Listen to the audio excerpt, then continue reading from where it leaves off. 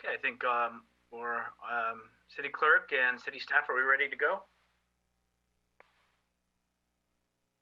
We are recording, yes. Okay. All right, well, good evening, everyone, and welcome to the San Bruno City Council meeting of April the 27th, 2021, our regular meeting. So we've called it to order, and I would ask the city clerk to take roll, please. Councilmember Hamilton? Here. Councilmember Mason?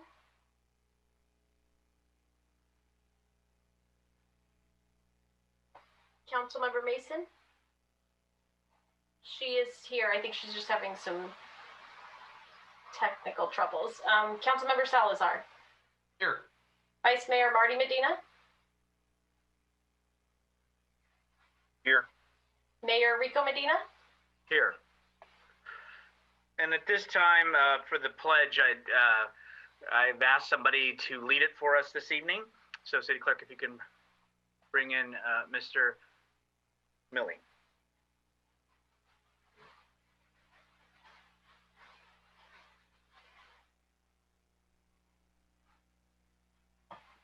May I start?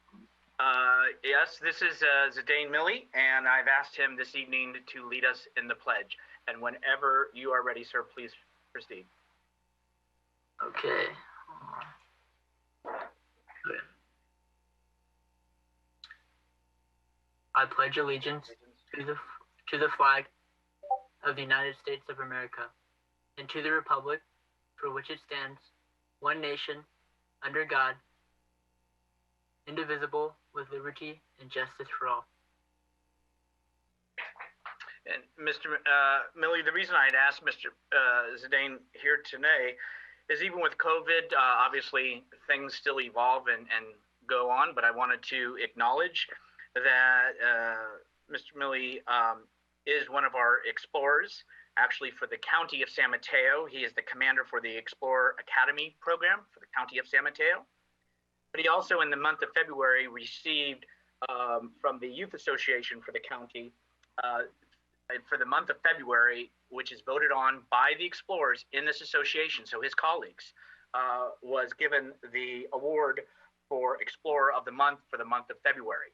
And unfortunately, as you know, we're all in COVID times, but I thought it was for a young man to achieve that, and especially from his colleagues within the County of San Mateo, to bestow that upon him. I wanted to personally congratulate you and thank you for your representation in our Explorer program. And obviously it is giving back to our community. So on behalf of myself and the council, we congratulate you, and I wanted you to be acknowledged and thank you for being here to lead the pledge with us today. Thank you. Thank you. I really appreciate that. It means a lot. No, and as we've learned, you have now outdressed the city council tonight, so we'll deal with that.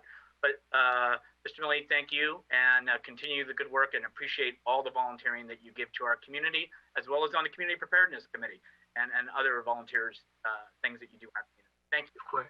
Thank you. Now with that, we're going to go on to item number 3, public comments for items not on the agenda. Individuals be allowed 3 minutes.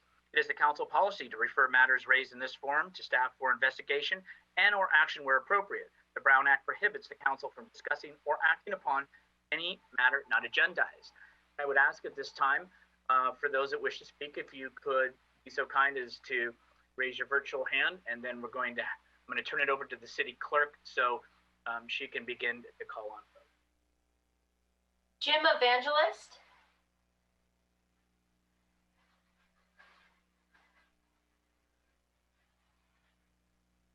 I'm trying to get you unmuted, Jim. Okay, is that good? Yep, whenever you're ready. All right, thank you. Good evening, council members. I'm speaking to the council tonight, hoping that I could convince them to reevaluate the purchase of El Crystal School. I believe that this is an opportunity that should not be passed up. It's a logical extension for the city park to absorb that property. And I believe that from the this perspective is quite important, and that is that we anticipate the city population growing in the thousands through the development of the TCP, the Google area, and elsewhere. And I think that as part of an urban planning perspective and vision, it's incumbent upon this council to enlarge the space that people would be able to utilize for outdoor use and other extracurricular activity. And I think that this really gives an opportunity to the city, because we're losing open space. We're not going to be able to make new parks. We're not going to be able to have buildings already in place that we can just modify, retrofit to accomplish the needs of a growing population. This is really something that it would be a shame for the council not to really stretch themselves to figure out a way to come up with the funding. We're going to have a lot of development impact fees coming forward, apparently, because of the anticipated developments. That would be able to give us the fees to either pay back loans sooner than they would normally have been paid back as development rolls out. So I don't think that it's going to be a huge risk for the city council to move forward to buy this piece of property that can be utilized, especially when they're going to be building the community center, which could take up to 5 years, where it could act as an alternative for the summer programs for the children and other uses. So thank you very much for listening, and thank you. That's it. Thank you very much for your comments. Next speaker, please. Next speaker is Stephen Seymour or Sandra Perez Vargas. Hello, Melissa. Hello. So, you know what? I was gonna chime in. Can you all hear me? Yeah. Okay, so I was gonna chime in about El Crystal, and I'm not sure that I could really lay it out any better than Jimmy did.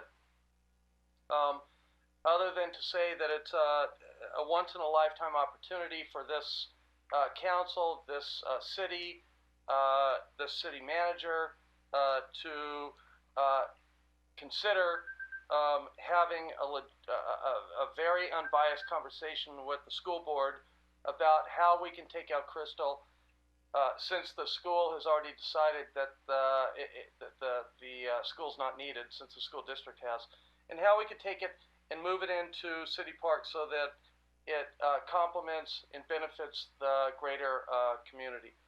So I'm not going to go any further. I think there are opportunities there, and I would really encourage you all to promote and support them. The second part, I'd like to talk about cannabis. I saw the article about the car dealership that's going to go in. And, you know, I think we really need to look at any opportunities where we can make revenue for the city. But I want to also talk to you about my trip today to Lit in Pacifica.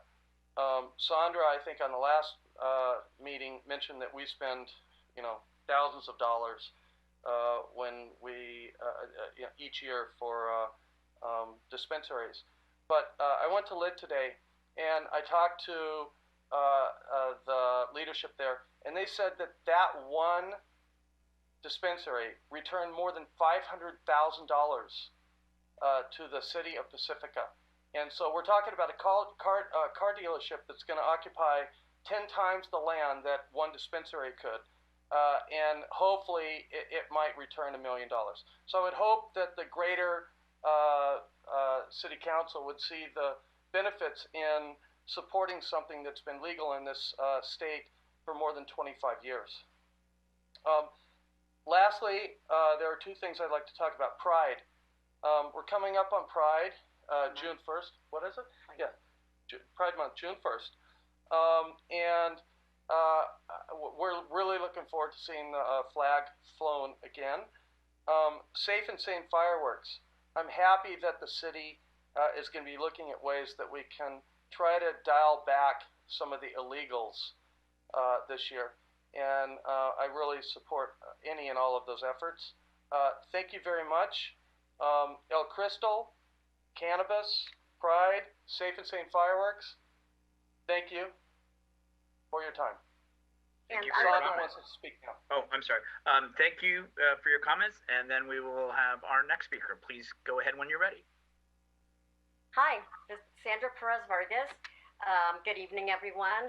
I'm really excited about this rare opportunity with El Crystal. We're getting a very rare second bite at this apple. I couldn't believe it when I heard that sale did not go through.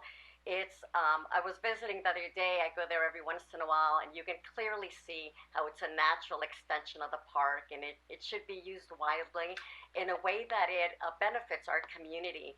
And I mean, the skateboard park would be amazing. There's just so much that could be done there. And also, Pride Month is coming up in June, and as a reminder, last year was the first year that the Pride flag was flown in front of City Hall, which was just really amazing. And I want to thank David Pine, Supervisor David Pine, for his proclamation for Pride Month, and for Chris Grom's advocacy for that. Unfortunately, last year, the flag went up. Residents had asked for it, but there was nothing that came from the mayor. So I'm happy to see that this year the mayor will be supporting that. And on June 1st, Tuesday, 6 p.m., I want to again invite anybody who's interested to join at the steps of City Hall. Bring your own pride flags, bring your pets with their pride flags. We had an amazing time last year just standing in front of City Hall. Cars were, people were waving, honking, driving by. There was a lot of excitement. And with COVID, any chance to do something fun and let groups of people or individuals know that they're so welcome in our community. We need to embrace everybody, and the Pride flag shows that we are headed in that direction, that we're becoming a more enlightened and kind city. So bravo to anybody who went on ahead and encouraged that the Pride flag be flying.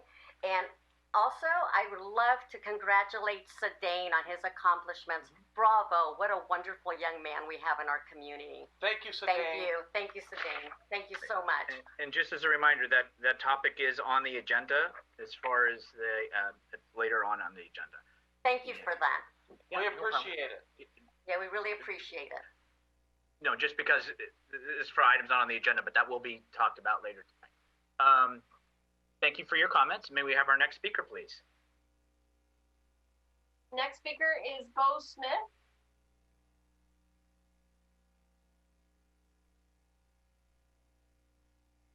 Hello, this is Bo. Can you hear me? Yes, whenever you're ready. Wonderful. I think I'm just going to read a letter that I just sent to the council. So I'm asking that you find a way to finance the El Crystal property to expand or complement the city park, or otherwise keep the property for future development or more public green space. I'm for the idea of using money from the community foundation for a down payment and financing further from future revenues coming to the city. And I just would like to ask, please don't let this property go to be commercially developed. There's no telling what could happen in the future as far as the property being turned over to an unscrupulous developer with no regard for the regreening and the beauty of San Bruno. There's I think there must be around 100 trees on that property that could be lost if they're not protected. And so, if we're to rebuild and promote a beautiful green environment, we can't continually be building right next to our public parks. And, this opportunity to purchase the property may never come again to the city. And if we lose more green space that we need so desperately, it's going to take a toll on our future. So I hope that we can think of the next generation. And I hope we don't lose this opportunity to put our money where our mouth is for our part in the reversal of global warming, which I take seriously, and I think we all should. So I think it would be congruent with what we're trying to do. We're regreening our cityscapes. We're trying to make our city more beautiful. I really appreciate what the gentleman said earlier about we're growing. And, we're going to be having thousands of people come, and we're all going to be wanting to have space outdoors. And this is a perfect piece of property for that. And we can do it if we want to do it. And I think to miss this opportunity would just be very regrettable. I appreciate also what Stephen said about, having a cannabis shop that takes up maybe an eighth of or even a 16th of the square footage that a car dealership would be bringing in, with maybe a revenue of $1 million for the city that year, where we could have a dispensary bringing in $500,000 a year. Can you imagine getting the traffic also from the airport? We could totally do that. Where I could see people wanting to get off the plane and come have some recreational cannabis right here in San Bruno, in our beautiful regreened green San Bruno. So please consider moving forward on getting cannabis available here to the residents of San Bruno. Thank you. Thank you for your comments. Are there any other folks in the audience wishing to speak this evening? One hand just raised, just one moment. Anne V.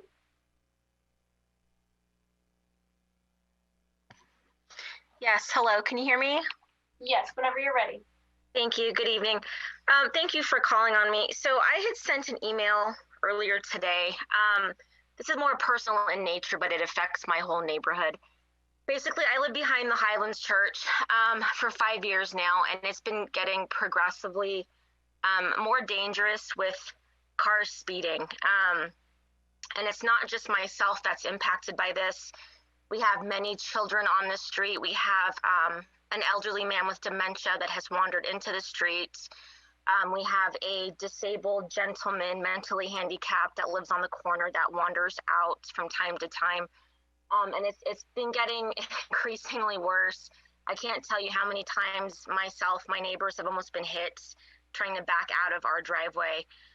It's just unfortunately a situation where we can't let our kids in the front yard. And it's getting very bad. So my request is that the city consider possibly putting speed bumps in this area. It will help a great many people. I've talked to my neighbors. They are all on board with this. I'm not sure what the process is to get that started.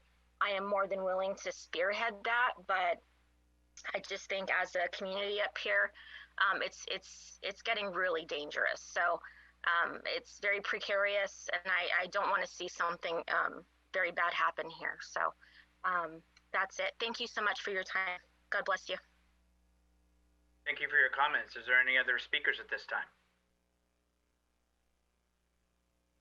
Okay, seeing none, let's move on to the announcements and presentations. Mayor, someone just raised their hand. I don't know if Oh, okay, yes, please. And this will be our last speaker, and then we will move on to announcements and presentations, please. the speaker is C. Quinn. I believe Claudia, but I could be wrong. Hi, thanks very much for hearing me. I would like to encourage you to look at the El Crystal site and try to work out a way to keep it in the city. Maybe with a loan from the foundation, or some way possibly to lease the property. If it's leased, the school board would be able to use the revenue for teachers' salaries. We were just on the school board meeting, and the teachers are desperately wanting a fair salary.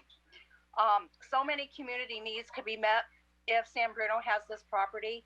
And a skate park, a soccer field, library, childcare, there's just endless uses for that property. So we urge you to work together with the school board and the community foundation to try to make this a possibility. It's a once in a lifetime opportunity, and we hope you can take advantage of it.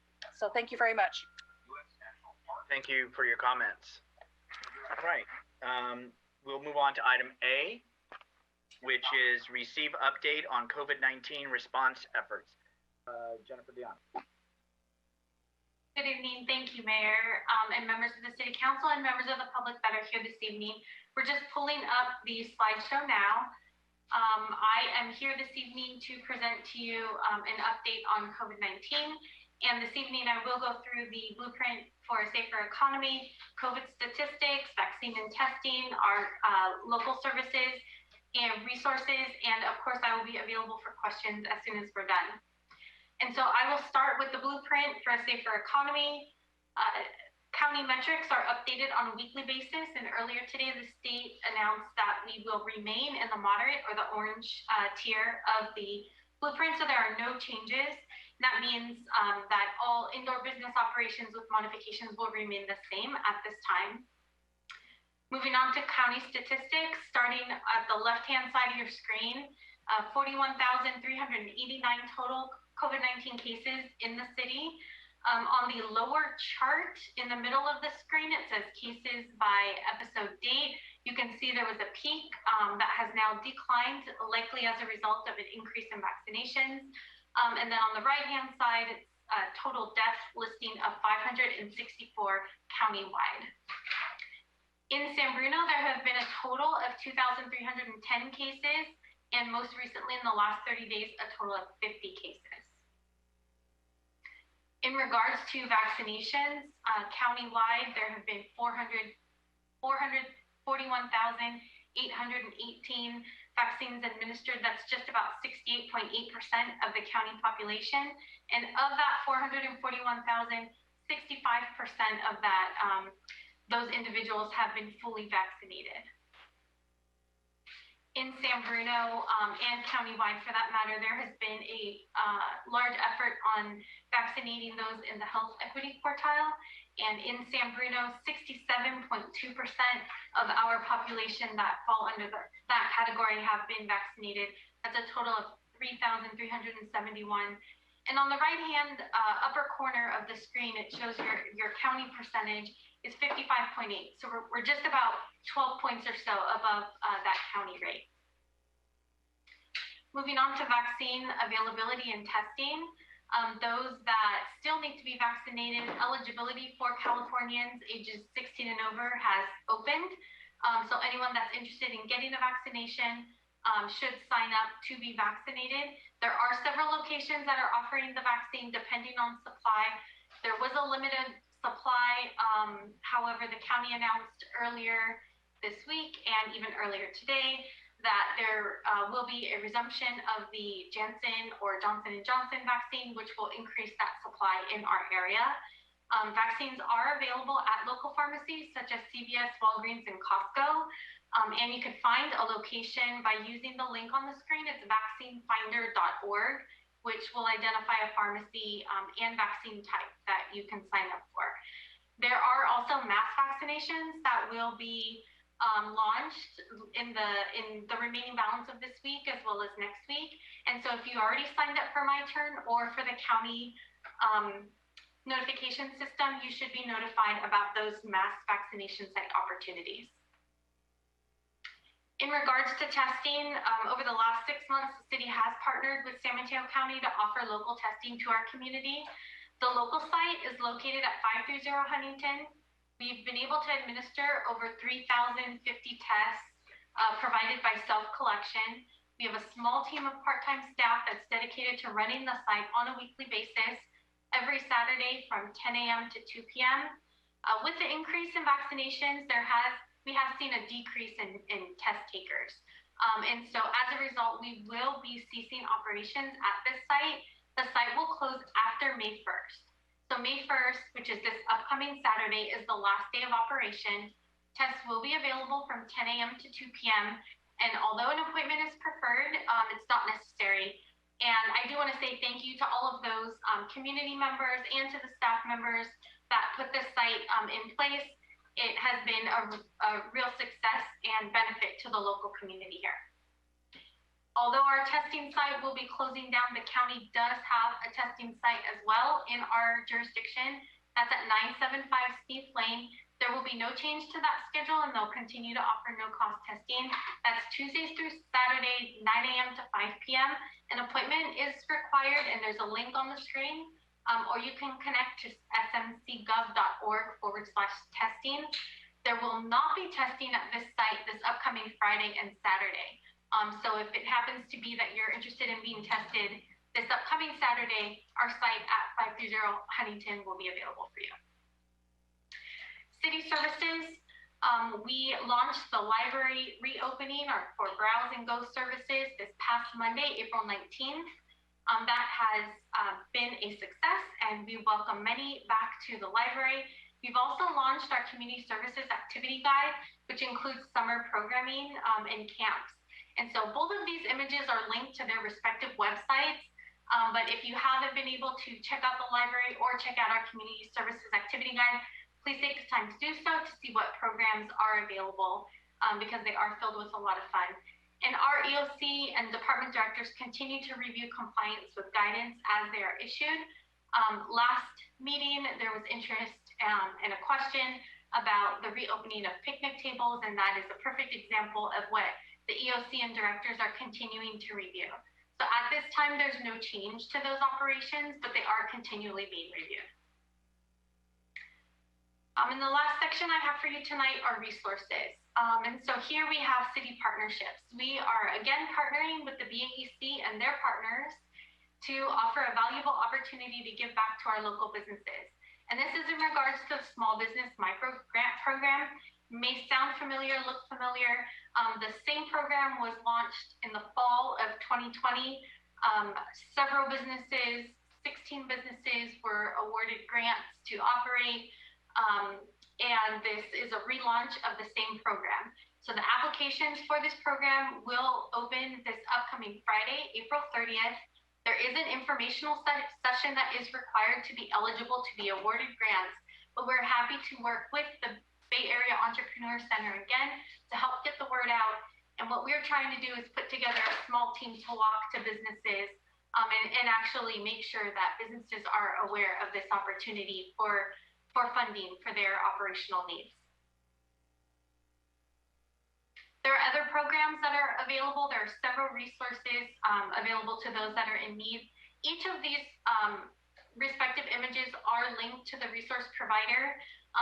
The Small Business Administration has launched their Restaurant Revitalization Fund, and that's additional funding that could be available to those in the restaurant industry in other several categories. There's a link on the screen, as well as the California Rent Relief. Rent relief is available for past due rent and utilities, which is through the state, also linked on the site. And for those with food insecurity, Second Harvest of Silicon Valley still offers several pickup opportunities for those that are in need of food. That will conclude my presentation for this evening. I encourage you all to stay connected. If you don't already follow us on social media, please feel free to join us as soon as possible. That's Nextdoor, Facebook, Instagram, Twitter, as well as our emergency notification alert system, SMC Alert. And with that, I'm available for any questions you may have. Thank you for your report and presentation. And if we could stop sharing screen for a moment. And then we will call on Councilmember Hamilton. Thank you. Thank you for the presentation and for all of these presentations for the past many months, keeping us informed. I'm very pleased with the results and our continued movement toward the post-COVID day, which is starting to really look like it's on the horizon for us. I want to remind everybody to please still, wear your masks and practice social distancing, and be cognizant of gatherings. 50 of our neighbors caught COVID in the last 30 days, as shown in the presentation. So we're getting out of the woods, but we're not out of the woods yet. So just want to remind everybody of that. I do have one question. Is there any type of program that you're aware of, and I'm happy to get the answer in offline or in a future meeting. Any kind of program that we're aware of for identifying homebound residents in San Bruno or elsewhere in the county who may not have the ability to get out to get vaccinated, and to identify those people and find out whether they have or have not been vaccinated and work with them. Through the mayor. So I do have a response for you, Councilmember Hamilton. So yes, there is a program that is established through the county. There is a team that is outreaching to homebound citizens of the county and visiting each of those in order to administer the vaccine. That program in particular did get impacted by the availability of the Janssen or the pausing of the Janssen vaccine. But now that use has resumed, a majority of those extra programs that are available to those that are in need will also resume. Great. That's great to hear. Thank you very much. I'm glad that's in, one of the other tools in the toolbox here. Thank you very much. Councilmember Salazar. Thank you, Mr. Mayor. So, first of all, Jennifer, you've progressed to become so efficient at doing these things, and there's like so much data that you give us every week, and you do it always very succinctly. You get through the whole slide deck so efficiently. So, thank you for providing these reports consistently. And my question this time was specifically around a couple of the graphs, because I know we've gotten sort of used to looking at these dashboards, and I've gotten to the point where I just kind of gloss over it. We look at the numbers and we think, okay, the numbers are what the numbers are. But I'm wondering, so 50 cases in the last 30 days compared to what we're seeing in the other cities, is that good? Is that bad? Is it average based on our population? I'm struggling to interpret that number. Sure. So what I could do is pull up that information. I don't have it off the top of my head, but in reviewing the data and preparing for this presentation, the county has a system that's color coded, and for our population size, it was within average throughout the county. And so, and actually a little bit lower, but I could get that precise information and distribute that to the city council. And actually, I think you answered the question, is that we are somewhere on par with our neighbors. So no worse, no better, but on par. And then farther along, we have something that's called an equity quartile. And if you don't know this answer, I understand. I know this stuff is very statistic-y, and you may not have the answer right away, but we're seeing these equity quartiles now, and I was wondering if there was a little bit of a description that we could put along these so we know what we're talking about. Absolutely, through the mayor. So I can include that in future presentations, but the health equity quartile is essentially targeting those disadvantaged communities within, or neighborhoods within a community, in order to make sure that the vaccine is distributed in an equitable fashion to those that may be in need. Right. Yeah, and then so the question is, so based on that graph that we see that looks like a spinal column, are we doing well? Are we in San Bruno equitable, or are we do we need to do more?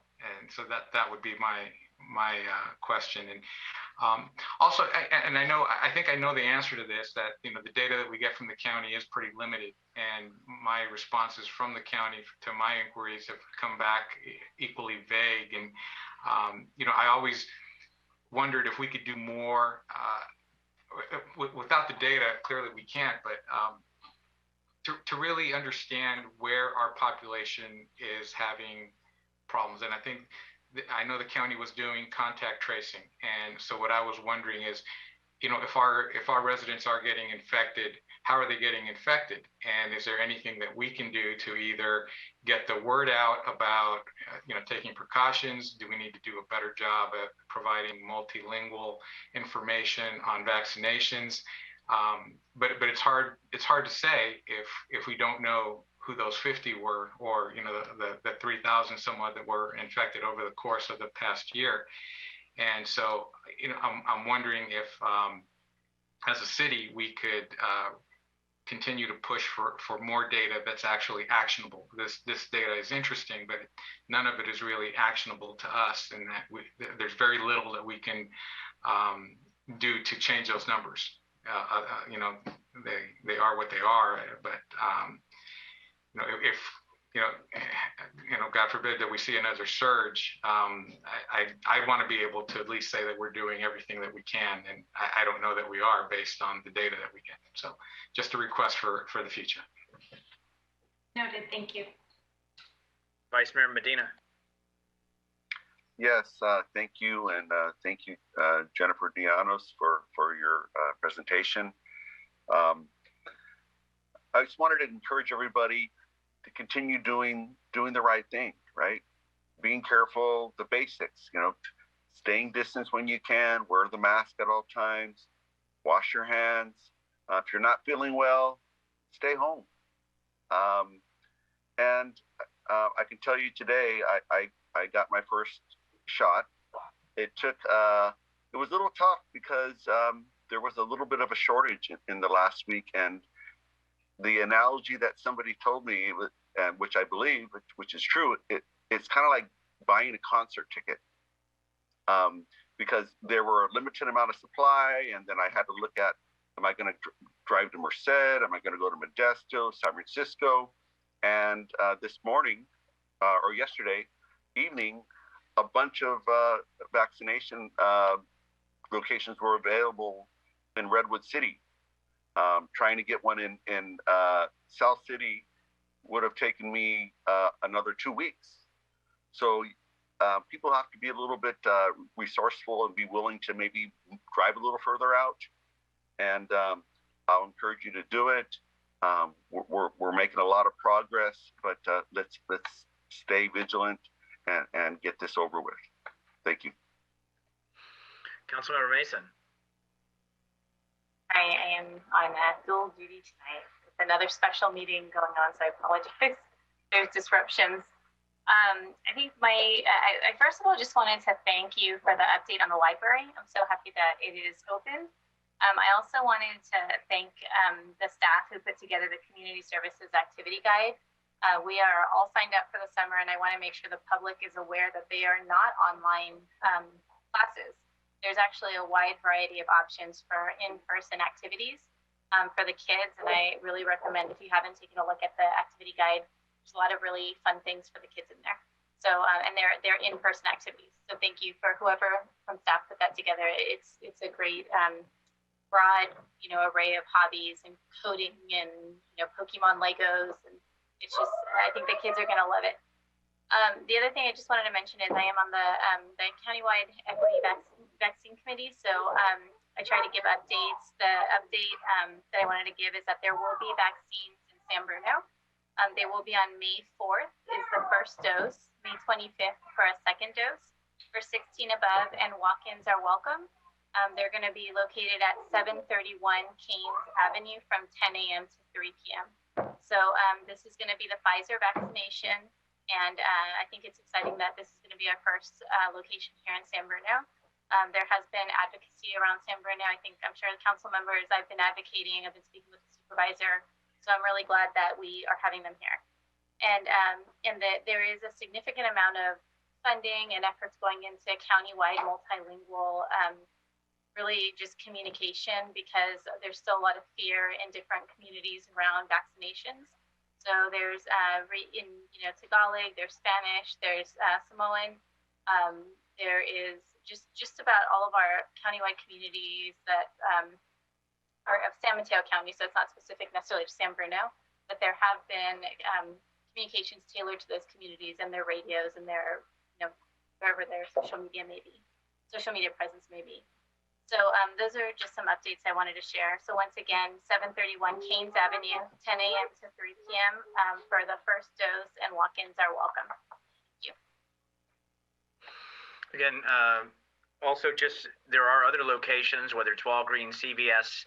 I know somebody had their, so there are some availabilities in San Bruno, and I think the only word of advice I can give is just need to kind of not give up and be diligent. And sometimes it's just the hour, it's the day, but once you have the appointment, my other encouragement would be, as I've learned from a friend, she was telling me that she took her first shot and then work complicated the second one, bowed out of that, but has not been able to get back in. So my encouragement would say, once you get your appointments, please keep your appointments. But once you get them, I think it's easy. It's just it's getting them, and the county is starting to ramp back up as far as getting the vaccine. So I see that we have somebody in the community with their hand up, and I'd like to call on our city clerk to bring them in, please. Yes, Paul Wapinski. Good evening, can you hear me? Yes, whenever you're ready. Yeah, I was wondering if there's like a one-stop shopping place maybe on the website that I'm not able to find it, where people who don't use social media can find all this stuff that you're talking about, because everybody keeps talking about, we're posting it on social media, and for those of us who don't use it, where do we go? Thank you. Thank you for your question. Jennifer Diamas, could you respond? Yes, thank you, Mr. Mayor. There is a website that we've developed, and it is a dedicated page, and it's actually branched into a few pages. But that URL is www.sanbruno.ca.gov/coronavirus. And that's the landing page. There are several resources. There's a vaccine page that's there. All of these presentations that I provided are there. There are several press releases that are available. And so I invite anyone from the public to visit our site and take a look at the information. Thank you. Thank you. Final comment, Councilmember Mason, or question? Yeah, sorry, a correction. So this is the first pop-up in San Bruno, and for those of you watching who don't know what a pop-up is, they're intended to be just a weekend event where they pop up, the vaccination groups, and then they come back 3 weeks later for a second dose. So it's not something that's going to be continuous, and the target is really communities that generally are not signing up their My Turn, or communities who may not otherwise be able to get to technology, et cetera, to get their vaccines. I also just wanted to mention that there was a couple of people who have asked me questions about vaccinations in other cities. So if you go to My Turn, which is where people are recommending that you sign up, I just want to say that you can be in San Bruno and you might get your vaccination appointment in San Francisco. People have gotten them in Alameda County. So and it's okay if that's where they're sending you. It's absolutely okay. There's like a guilt that I've felt from some seniors who have asked me. And I just want to say that this is how the system has been set up. And I think it has actually been quite efficient. So make sure you sign up, and wherever you're assigned, do not feel guilty. That's where you got, and that's where you've been assigned. So thank you. Okay, again, thank you, Jennifer, for your update. We'll move on to item B under announcements. This Saturday is the Spring Community Cleanup event. Like I said, this Saturday at 8 a.m. to 11 a.m. The event is located at 975 Sneath Lane, and San Bruno residents may drop off latex paint, bulky items, e-waste, appliances, and bags of garbage. Residents are prohibited from dropping off dirt, rocks, or concrete. The event is open, again, to San Bruno residents only, and participants will be asked to show identification showing San Bruno residency. COVID-19 guidelines will be enforced, including the requirement of mask wearing. The event is sponsored by Recology and the City of San Bruno. And again, you will go in right off Sneath and be told where you can unload the items on that day. So just wanted as a reminder to everyone. Moving on to item C, Vice Mayor Medina. Yes, thank you, Mr. Mayor. As for the cutoff time, it's exactly at 11, or how does that work? So people don't show up there and then wait in line and then they leave, like are told that they can no longer drop off. Is that a drop dead time, or how does that work? Just so we could avoid some problems. Yes, 8 to 11. 8 to 11. Correct. All right. Thank you, sir. No problem. Thank you for asking. Moving on to item C, announcement. Our mosquito district representative wanted us to announce that the mosquito season has begun, and residents are encouraged to continue to dump all standing water, report dead birds not hit by vehicles I'm sorry, yeah, not hit by the vehicles, but if you do come across and are asked to call area code 650-344-8592. That's 344-8592. And contact the San Mateo County Mosquito and Vector Control District with any questions that you may have. Okay, and so what we are going to do is move on. Oh, okay, I'm sorry. There is a, I thought this was Christina's hand up. I apologize. I'm being told we do have a person in the audience wanting to speak. I don't know if it's on mosquito abatement or Saturday. City Clerk? Stephen Seymour?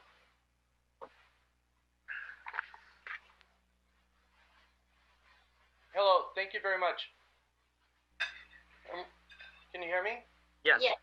Yeah, I'm really excited about this weekend's event where we can drop off household items. It's amazing. The first one was just like it was a gift to the community. So thank you, Mayor Medina, for that. But on the other hand, is there any way that we can get this kind of support for the community events that happen monthly? Would you be able to? Would the council also be able to let people in the community know that we're having community cleanups? The next one that we're doing is on the 22nd of next month. It's a Saturday. But we'd really appreciate that kind of support. I mean, we're making a huge dent on the garbage that's in and around our neighborhoods. That's my question is okay. How do we get the council right. and during these council meetings to support these events? Okay, Mr. Seymour, this is in regards to Saturday's event, so we should stick to that topic, but you've been heard. Really? Yeah, we're talking about the event on this Saturday at 9/7. We're trying to accomplish the same thing, though. So Mr. Seymour, but we need to stick to the topic that we're discussing. Right. Thank you very much. Bye. You're welcome. Yeah. Okay, we're going to go back to the list, and item D, we're going to issue a proclamation recognizing May as Mental Health Awareness Month. And if we can bring in Christina, please.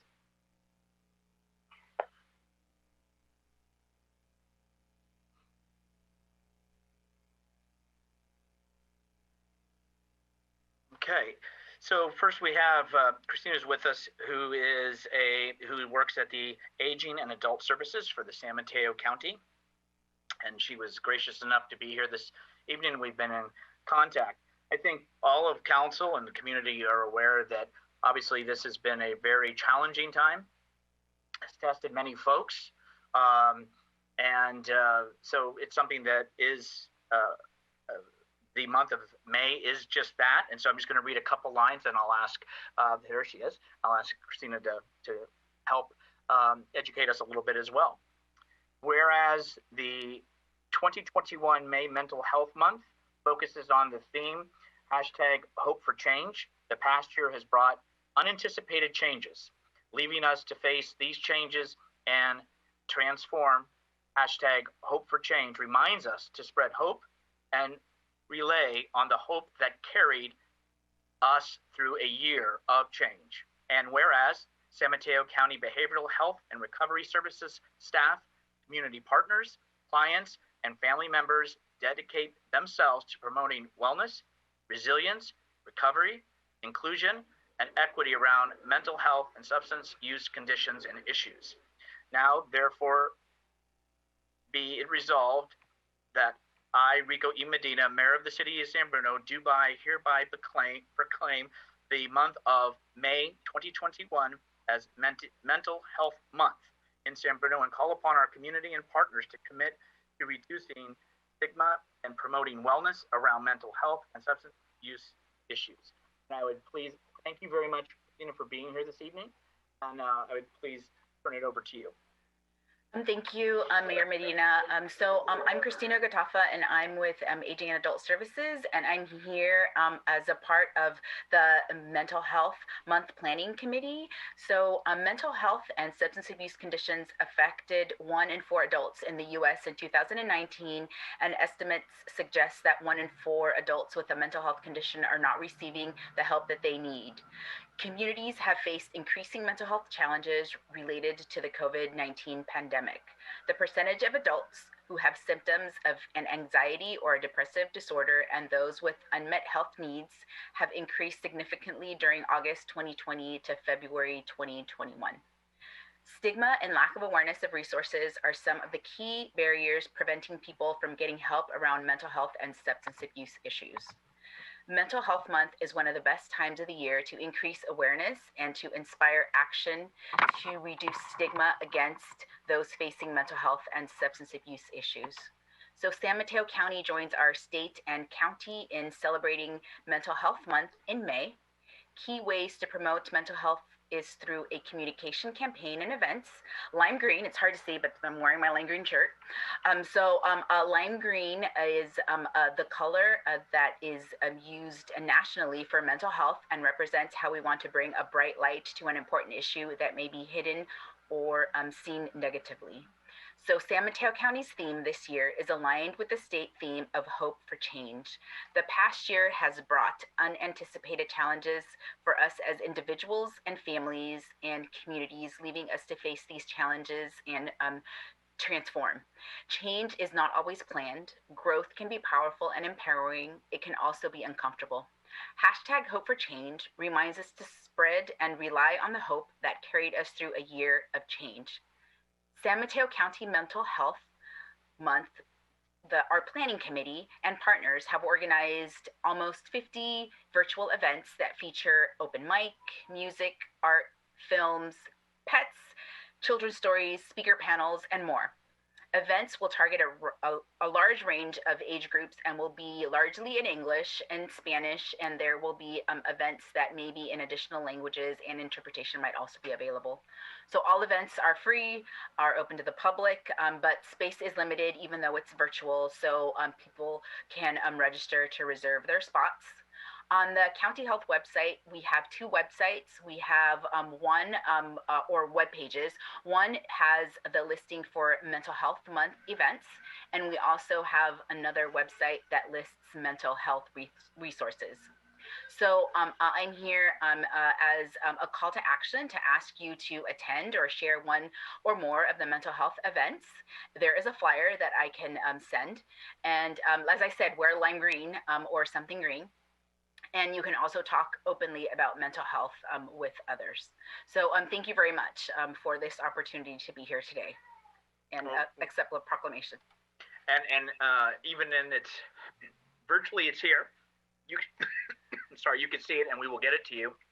But I very much want to thank you bringing it to our attention and being here this evening and passing on that information. It's really important in these times. So thank you very much. Thank you. Excuse me. We will now move on to item number 5, consent calendar. All items are considered routine or implemented in earlier council action and may be enacted by one motion. There will be no separate discussion unless requested. Are there any items that we wish to completely remove for a separate vote? Seeing none, are there any items that would like to have follow question or comment on? Vice Mayor. Yes, Mr. Mayor, items D and E, primarily for a little bit of comments and acknowledgement. Got it. Thank you. Anybody else? Okay, let's go on to item D first. Adopt resolutions authorizing the filing of the applications for funding assigned to MTC and committing any necessary matching funds and state assurances to complete the city-wide bicycle route network project and the Transit Corridor Pedestrian Connection Project Phase 4. Yes, Mr. Mayor. wanted to acknowledge the effort it takes to even to get to this point, to get to where we're going to apply for $1 million of grant funding to improve the intersection of Green and San Bruno Avenue. We weren't able to complete that in our prior project, and there's $385,000 for that, and $615,000 in the bike design for pathways throughout San Bruno. So I don't know if staff could maybe give a little bit more than that. I just wanted to acknowledge and express my appreciation and support of these items. Vice Mayor, do you want us to take them both once or separately? That was for item D. Okay. Right. I just didn't know if you meant. Okay, I see. I apologize. I see what your point is. The 2 bullet points. Yes, and I do know that we have our public works staff with us, and who would like to follow that up, please? Yes. Good evening, Honorable Mayor, City Council members. Yes, we're excited to. This was a very quick turnaround. A lot of times, it takes a while to get the application for the call for projects and the application, but the emphasis on this project was really quick build. And so that really lends itself to, projects that don't have right-of-way issues or anything like that. So we had one project in mind, which, we didn't have enough funding to do, which was the bulb out to finish out the 4. We've done 3. We have 1 left. It's already been designed. We could deliver that. This is a federal grant, though, so we have to jump through some hoops. But, we're confident we can do that really easily. And the other grant was to install the bike routes per our bike and walk and bike plan. And so, early indications are the county has supported these projects, and MTC appears to be supporting the bulb out project on San Bruno Avenue and Green.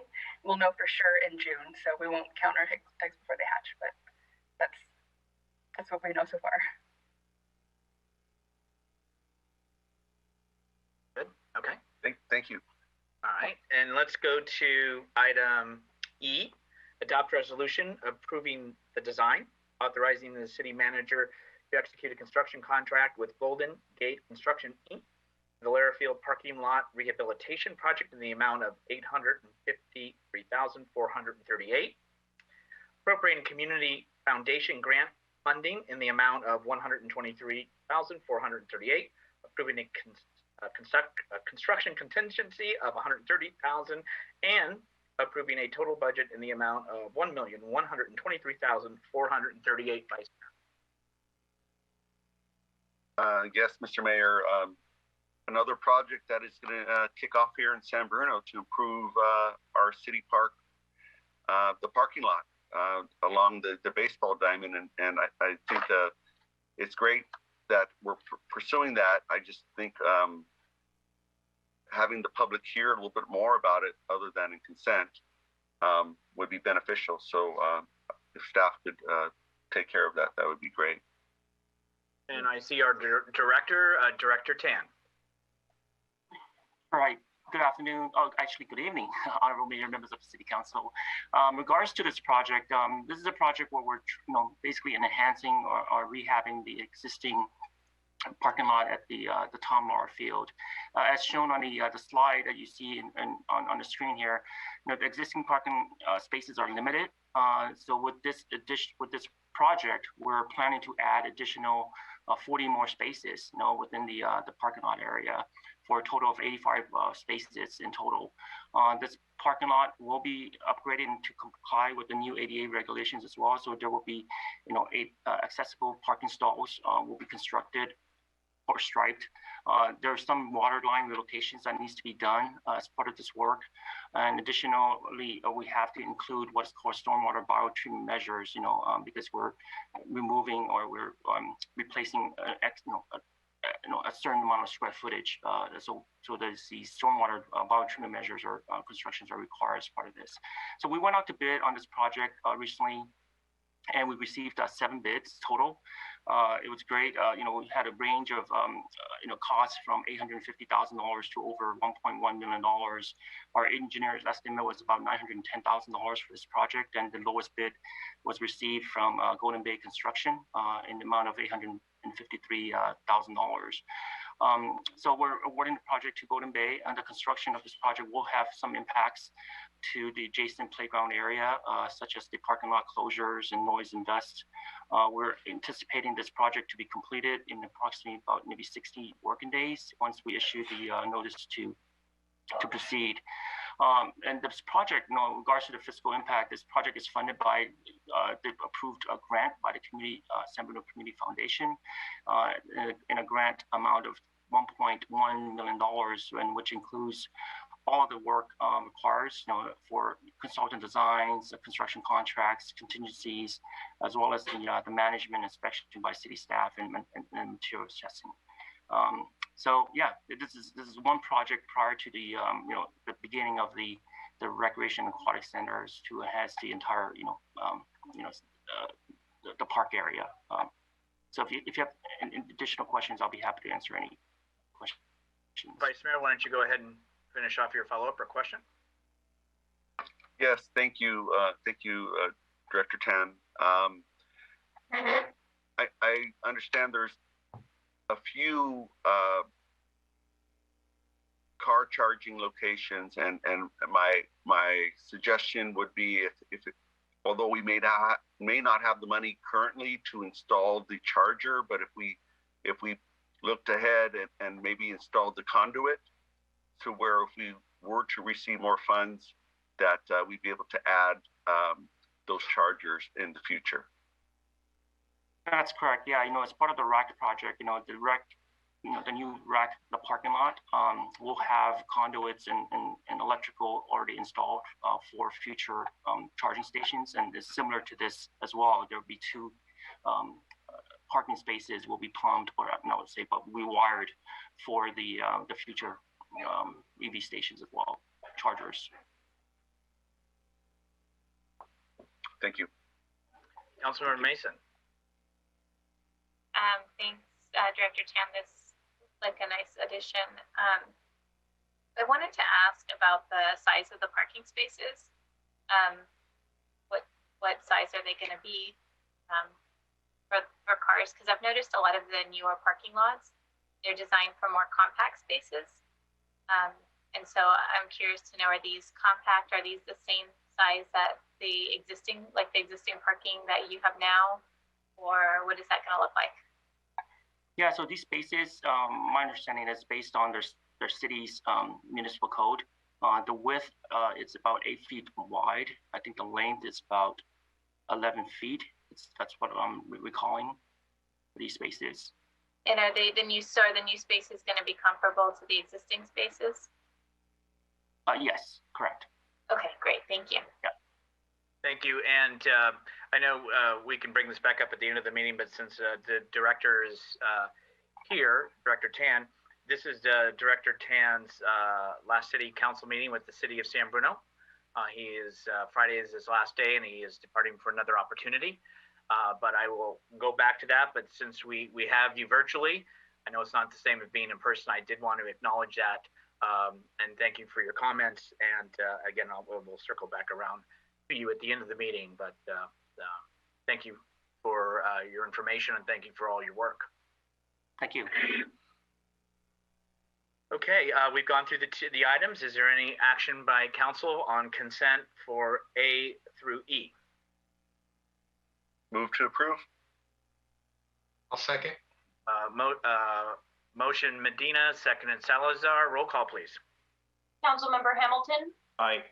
Councilmember Mason, Aye. Councilmember Salazar, Aye. Vice Mayor Marty Medina, Aye. Mayor Rico Medina. Aye. Motion carried. Thank you. Now we'll move on to conduct of business. City Clerk. Item 6A, adopt resolution authorizing the city manager to execute the purchase and sale agreement for sale of the crossing property and authorizing the city manager and city attorney to execute all documents necessary to close escrow. Okay, first we'll turn this topic over to the city manager and then followed up by the city attorney. City manager. Sure. Good evening, Mayor, members of the council, and members of the public. Javon Grogan, the city manager. I'm excited to present this item to you tonight with City Attorney Mark Zaffarano. Should the City Council approve this item, which is a purchase and sale agreement with the Cardinelli Automotive Group for the crossing site, it will mark the first major milestone in redeveloping this site since the city began conversations with Cardinelli last year. As the staff report notes, the sale of this property represents a $3.6 million profit over the initial purchase price in 2012.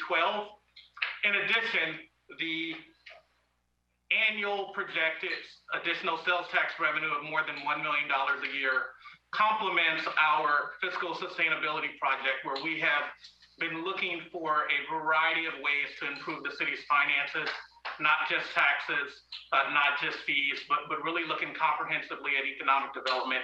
And this is an important part of the overall landscape. And so with that, I will turn the presentation over to our city attorney, Mark Zaffarano, who will provide a brief presentation on the mechanisms within the purchase and sale agreement. But both Mark Zaffarano and I will be here to answer any questions you have. Thank you. City attorney. Thank you very much, Mr. City Manager and Mr. Mayor, members of the City Council.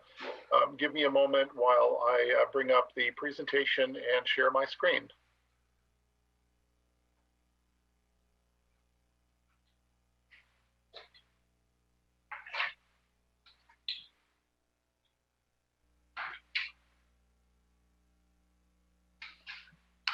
Can everybody see that?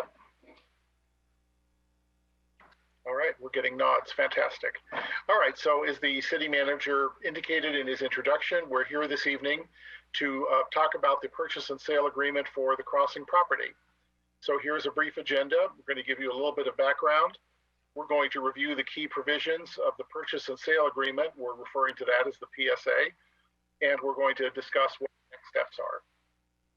So let's go back and look at the background of this, which started well before 2012, but that's where we'll start our presentation tonight because it's the most germane to what we're doing. So the city purchased that property for about $1.4 million, as the city manager indicated, for development as a hotel. And 4 years later, the city was able to execute a PSA with a hotel developer for $3.97 million. And it took 4 years because during that period of time, the city engaged in all of the actions necessary to entitle the property and do all the CEQA work and all of the zoning amendments that are required and would have been required to develop that property as a hotel. So, as you can see, quite a time-consuming process. But the city was successful in entering into this purchase and sale agreement.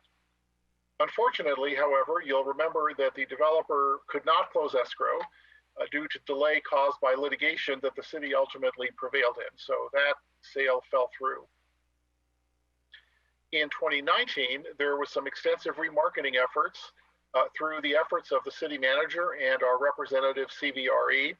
And they remarketed the property really on a worldwide basis. And the city received an offer from a hotel developer for $6 million, again, to develop a hotel slightly different than what was proposed by the earlier developer, but nonetheless consistent with all of the zoning and the entitlements. Unfortunately, shortly after the city council meeting, at which the city council approved entering into an exclusive negotiating agreement, the developer pulled out of those negotiations. So we fast forward to 2021, and in the meantime, the state had amended a law called the Surplus Lands Act. And that act requires agencies under certain circumstances to offer land that they have that might be surplus to various other public agencies and for affordable housing developers. So before the city could enter into a proposed purchase and sale agreement with anybody, they had to comply with the act. And the city did comply with the act. And we know that because HCD, which is the state agency that oversees housing development in cities, among other things, reviewed the city's process for compliance with the Act, and they determined three things. First, that the city had met all of the requirements under the Act, that the city engaged in good faith negotiations with affordable housing developers, which unfortunately did not result in a sale to such developers. But as a result of that, the city is authorized now to dispose of the property. And this has been determined by the HCD in writing, and we have correspondence from them to that effect. So the city then became free to dispose of the property as it sees fit, and the proposal tonight is a purchase and sale agreement with Cardinale. So here are the key provisions of the purchase and sale agreement. So Cardinale, the buyer, does intend to construct a Hyundai Genesis auto dealership on the property. And I wish we had a rendering for you, but we don't have a current rendering of what's proposed.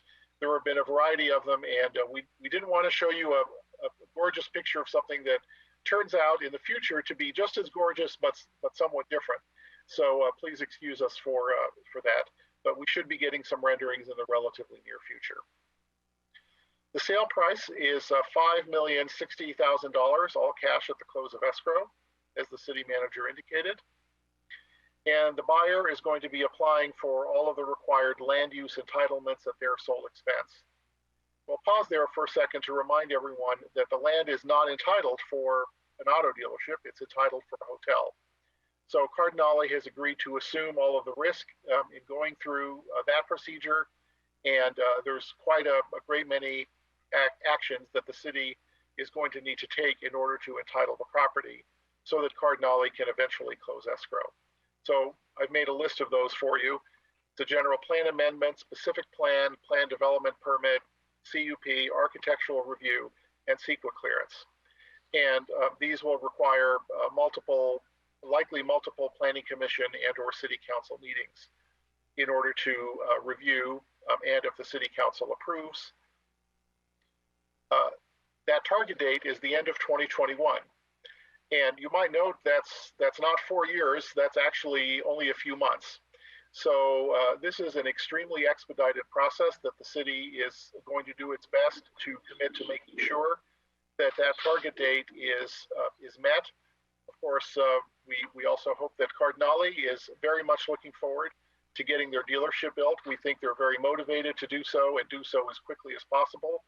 And I'm told that city staff and we will do everything that we can to maximize the opportunities for that to occur so that that review can be completed by the end of this calendar year.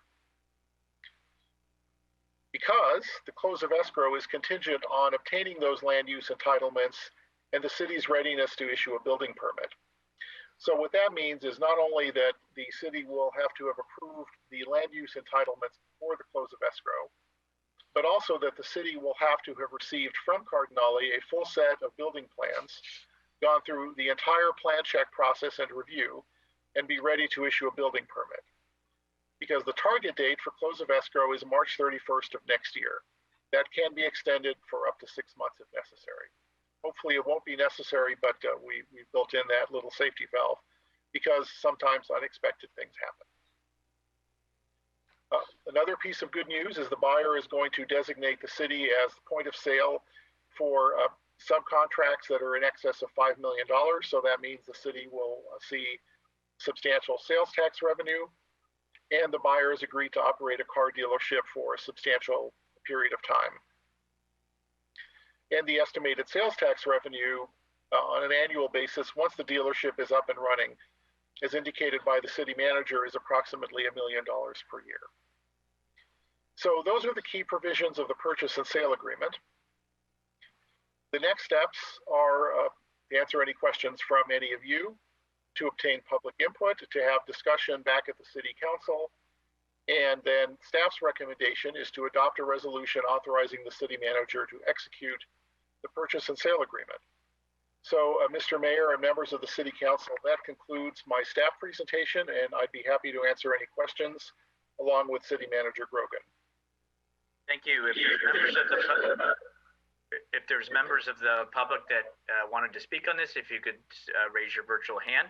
To the City Manager and or City Attorney, just when it comes to this project and construction element, of it. Has it been made clear, at least my belief, I don't know what the councils are, about the union jobs and labor when it comes to this project and the importance that it is to our community? So I think the city manager is coming to the podium to answer that question. Thank you. City manager? Sure. Mayor Medina, we have made the developer aware of all the requirements relating to development of this site, as well as the prior history with regard to union lawsuits relating to both the construction operation as well as labor to develop the site. We feel that they're fully aware of all of the constraints on the site and going into this project eyes wide open, but is very much intent on moving forward and is actually have expended several hundreds of thousands of dollars already to begin design work to develop the dealership. And so we do believe that they are highly committed to this project and have also issued a reimbursement agreement to the city for all the work that we have been doing to begin the entitlement process. Thank you. Questions from colleagues?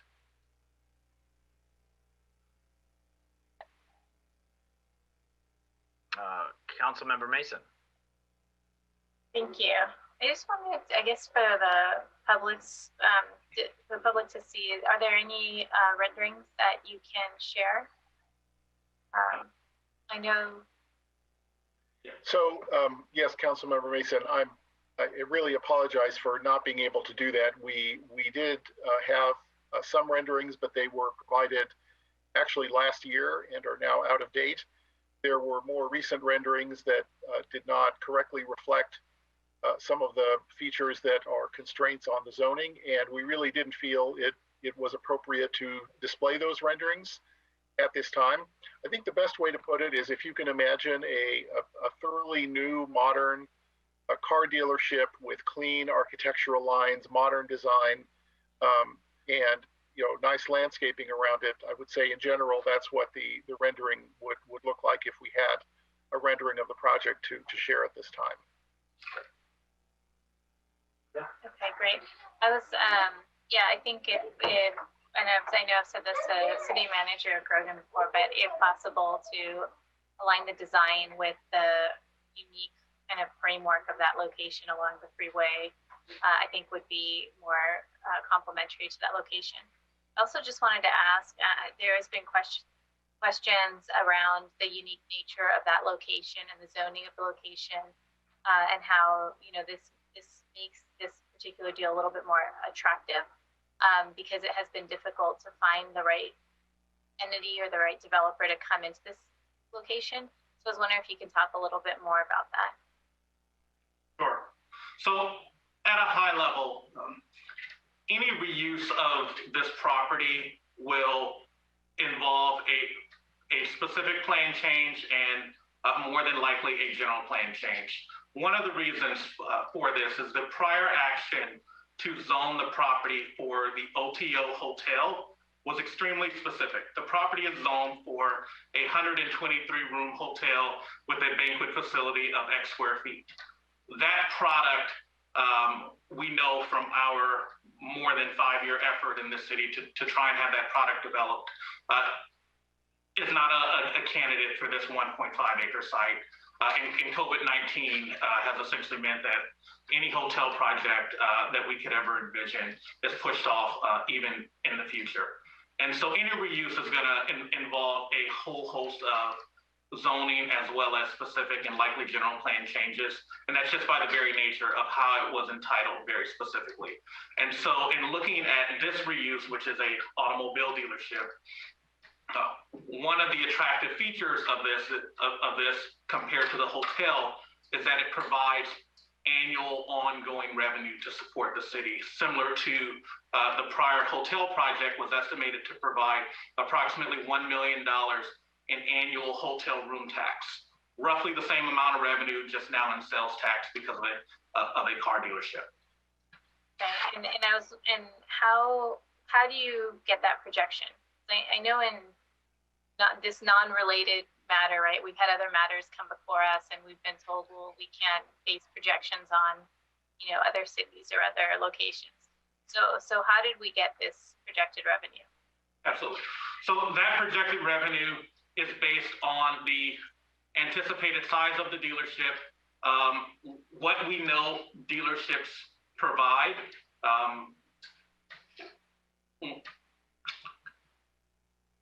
Individual sales tax data from businesses is confidential, but by state law, members of your staff does have a window into that information. And so we have good data on what car dealerships generate, and based on the representations from Cardinale, we believe that to be true.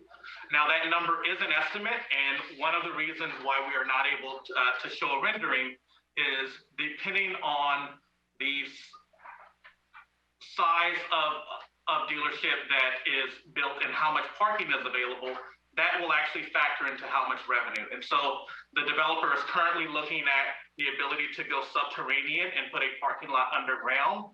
More vehicle storage on site will actually increase car sales. And so that number is an estimate. As we refine the design, we will have a better estimate on annual sales tax. But that is a preliminary estimate. We have ground truth that with other dealerships, and we feel very comfortable in that number. And would, okay, so two more questions. The next one is just in regards to revenue. Can you talk a little bit about the electronic billboard provision in the contract? Sure. So I'll turn this over to City Attorney Mark Zaffarano for specifics on the language. However, at a high level, one of the things when we began negotiations with Cardinale was realizing the proximity of this site to the freeway and the possibility for a billboard. And so we had a lot of discussions about that and actually had contract language with regard to potentially looking at a billboard. We were stopped in our tracks because there was a state law implemented not too long ago that prevents billboards within 500 feet of an on-ramp or off-ramp to a major interstate. So what that really means is state law prohibits what we would typically envision of an electronic message board on this site. However, there is potentially the possibility for an electronic message board on the El Camino side. Unfortunately, because it has to be lower than the freeway height and not visible from the freeway, it actually would block the front view of the dealership. And so at this point, based on site constraints and state law, we believe that there is not the possibility for an electronic message board on the site. As a belt and suspenders, we have negotiated provisions within the purchase and sale agreement that requires the property owner, Cardinale Automotive Group, to work with the city should it become legal and should we define a path for an electronic message board to be placed on that site. So that's a high-level overview. Any other specifics on the language, City Attorney Mark Zaffarano can reference. Well, that's correct. And so, there's a possibility of revenue in the future if there should be a billboard. Is really what I'm getting at. Yes, I see. City Attorney Mark is nodding his head. Yes, that's correct. Okay, great, thank you. The other question is around Jack's. We were actually just there, and you know we always park in this space. That will no longer be space available, and so I saw in the agreement there's a provision in there wherein the city is going to be, it looks like, responsible for terminating the license or whatever it is that you have with Jack's. I don't have it right in front of me, but I've read it prior to this meeting. So can we talk about maybe how, is anybody working with Jack's? What is the alternative? Because that location is so odd as it is. Parking is always full. What are some alternatives for Jack's? We will be working with Jack's Restaurant. You're absolutely right. It is a very successful and popular restaurant in our community that unfortunately does not have enough parking in its existing lot. And so that does present challenges. We were able to leverage the vacancy of this site over the last several years and allow Jack's to lease that. That will be coming to an end and was always envisioned with the redevelopment of the site. And so we will be working with Jack's Restaurant to terminate their temporary occupancy. And there are additional strategies that restaurants can employ. And so we will be working with them on that. And I apologize, I said two more, but I do have just one more question, thinking of some past meetings that I attended prior to being on council. And that's around the apartments, the location that's right adjacent to what will likely be this auto dealer. Are there going to be any provisions going into this contract around the alarms, the noise that it makes, or have they even been notified that this might be coming or that this was coming to the council tonight? So yes, they are aware. They are well aware of the crossings and the 1,000 residential units toward the west. All of those conversations and questions are part of the entitlement package, and those will come forward as the entitlement process and the various zoning and specific plan changes come forward. Absolutely, they're all envisioned and preliminary conversations have been had. Great. I'll hold in my comments for later. Vice Mayor Medina.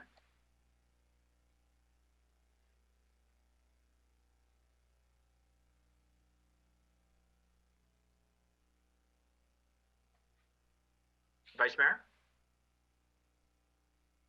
Hold on just a second here. Okay. Something going on with my audio, but I'm ready.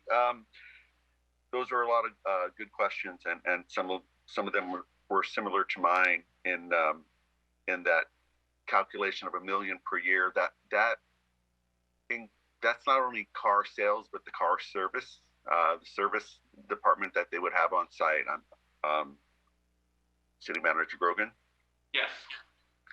So do we have like an estimate on how many jobs that would be generated from this project during construction and during operation? You know, at this point, we do not. We need to work with the purchaser to further define the actual envelope of the development, but that information will be coming forth. Right. Okay. And to assure the public that we're not going to get a box there. This is a brand new dealership. The design will go through architectural review and it'll go through the planning commission, and we have plenty of opportunity for the public to provide input on that. Correct? Yes. Excellent. And my last question is the risk associated with this project. This has been a problematic site with a long history, and what risk of are we looking at it if this what could hold this sale up besides not being able to process the application and get all the entitlements done, but the labor portion? If you can give us a little bit more insight into that. It was briefly touched, but what is the risk?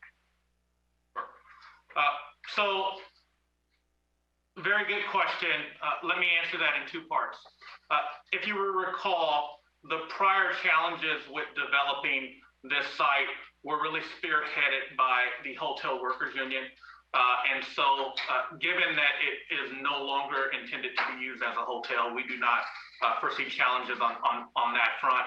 With regard to construction, those challenges were resolved, and all previous hotel project endeavors, be that the OTO site or Black Ridge, and we expect Cardinelli as one of the largest privately owned automotive dealers to be able to address all of those challenges. This is not a new thing for them.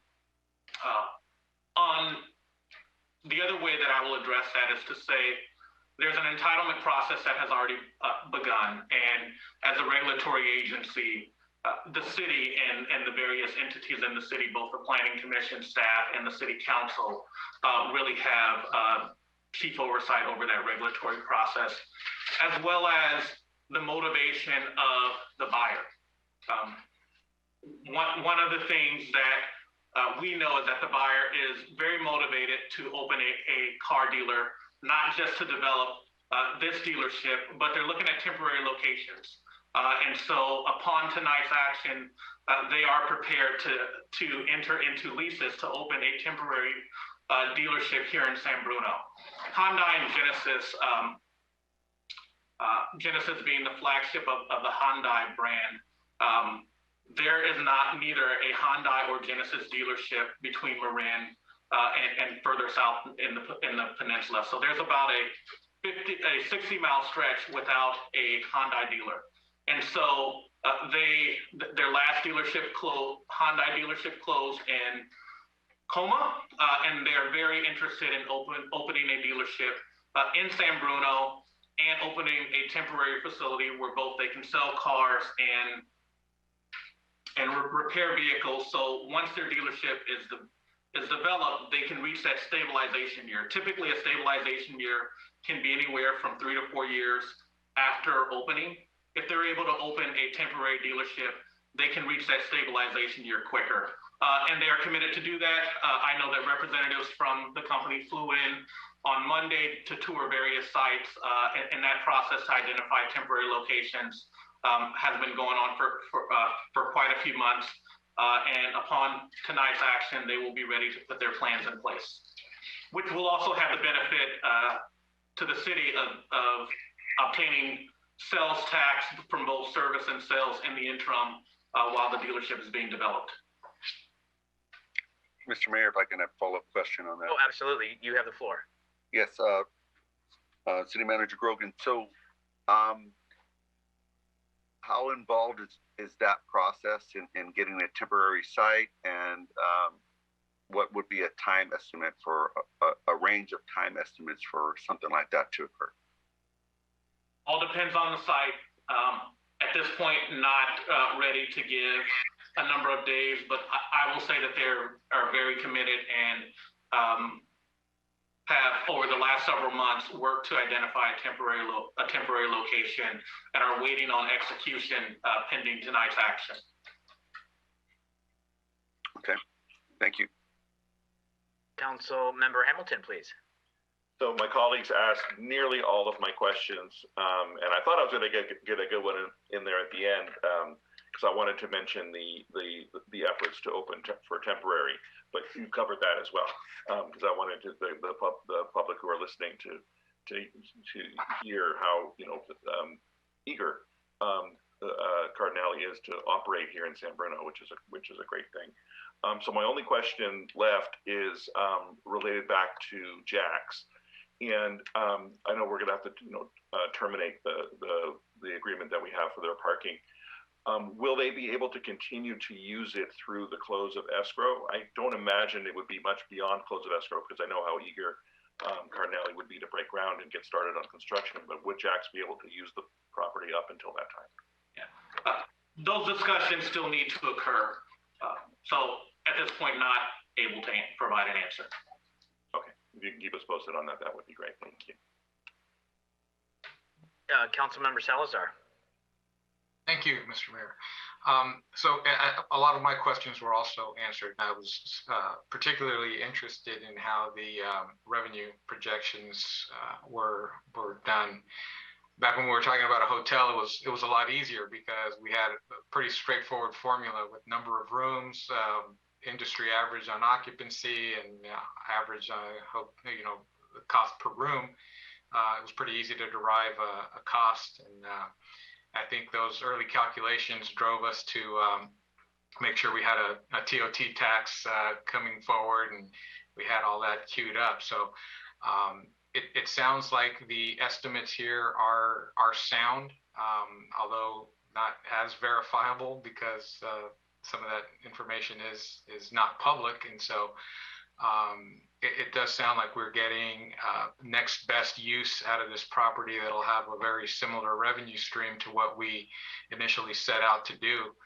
And when in the city manager or the city attorney's presentation, we started talking about, sort of starting the history at 2012 when the city purchased the property. And I was thinking, and not to go too far back in the time machine, but, just thinking back 20 years ago when the voters were asked to approve a ballot measure to increase the height limits in that area. And part of what was a big selling point was that there would be a hotel there and it would be a revenue generator. And after, two false starts at trying to live up to that commitment, I think I can say pretty confidently that we did make a very solid effort to sort of pursue that goal. One of the biggest objections to that particular measure was that without a solid commitment to a hotel, that it was just just talk, and that the city would never follow up. But I do think that we did make a real effort to make that a reality.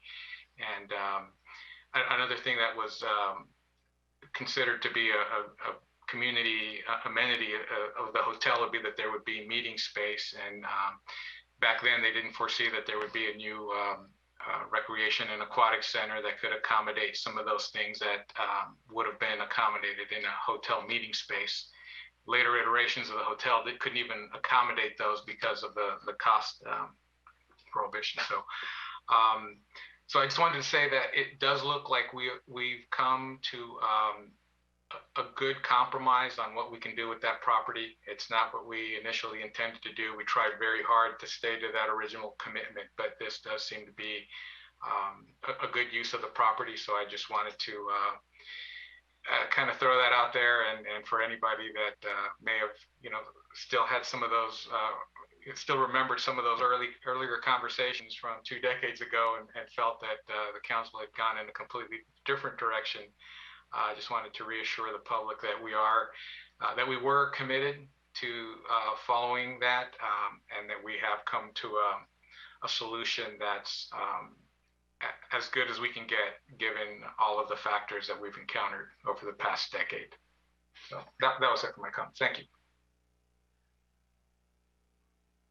Thank you, Councilmember. Well, I think you gave a pretty good historical perspective on the lot. And the city did purchase it because the city, as was indicated, wanted to maintain the control on the quality of the hotel, not just any motel or hotel, but also the quality and the standard that the community had wanted, in addition to the amenity of a meeting facility, so people could rent it out or utilize it. So I think that the council now, the council then, had gone out as was asked for the hotel. Gosh knows, post-COVID, I don't know the hotel market as far as having somebody come in and going down this path. So I do appreciate that historical perspective, and I know the lot that we're referencing next to Jack's, if you go into the lot, it actually has a sign for everybody in the complex, not just Jack's. Anybody that has their can actually park into that lot as well. But I know it is on the city's owner. The city must then engage with the owners of Jack's to facilitate that with the purchaser. So are there any other questions or comments by my colleagues? Okay, seeing none. This is, and I have asked, and I have not seen any hands raised throughout the time that we were talking, because I would have paused us from the public. But this is, again, on conduct of business. It is a resolution. Is there any action by council? The chair, I will make a motion to adopt the resolution. I will second. Motion and a second to adopt the resolution. So I had asked for public comment. There is a hand up now. So that's why I started it really early, because I know sometimes that happens. So if it is okay with the motioner and the seconder to allow the member of the public to speak, and I apologize because we should be going through the roll call at this point. So the city clerk, there is one person from the public to speak. Could you please let that person in? Yes, Jeffrey Tong. City Council, I apologize for not putting my hand up earlier. I wasn't clear on when I could speak. But I'm totally against having an automobile dealership on El Camino Real because I believe San Bruno has too much of an auto-centric focus, which is dangerous for pedestrians and bicyclists. In fact, I believe this is inconsistent with San Bruno's bicycle and pedestrian master plan, and this would have a tremendous environmental impact that's detrimental to San Bruno, given that prior to COVID, San Bruno had a tremendous automobile traffic problem, and we have a parking problem, and adding more cars to it will exacerbate it. So I'm very fearful of the environmental impact report that's going to be expedited and just gloss over it, because this is going to be impacting the entire city. However, I looked up some research and it looks like Hyundai is dealing with micromobility devices. If they sell alternative type of vehicles, it may actually improve San Bruno's non-automobile infrastructure. So I would like to keep that option open, or at least have the city council consider that option. But with regards to just selling automobiles, it's going to exacerbate our problems. San Bruno's already adjacent to San Francisco International Airport, and I believe that should be San Bruno's focus on redirecting its economy, finding a market source that addresses dealing with San Francisco International Airport. Thank you. Thank you for your comments. I appreciate you being here this evening.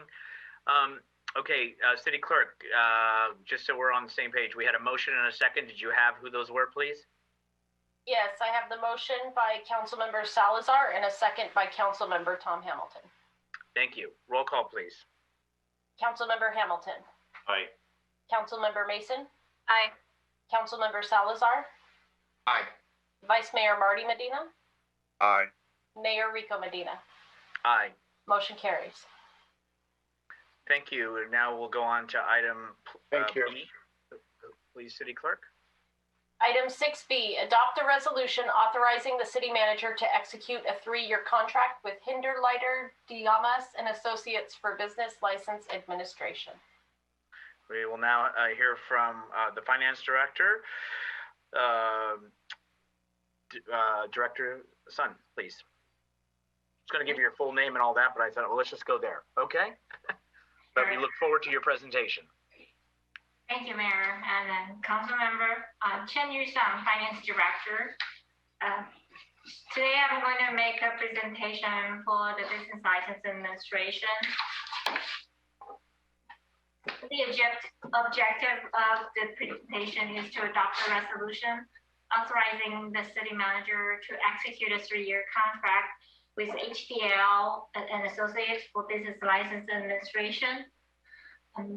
Our agenda will cover some background, and then we'll explain to the council why should the city select HDL, and then we'll also provide information on fee proposals and the fiscal impacts to the city, staff recommendation. And in the end, I'll hand the presentation over to HDL staff for them to explain their business model and then their software package. The background, this is the background. The city requires a business doing in the city to obtain proper business license and pay business license tax set forth in the municipal code.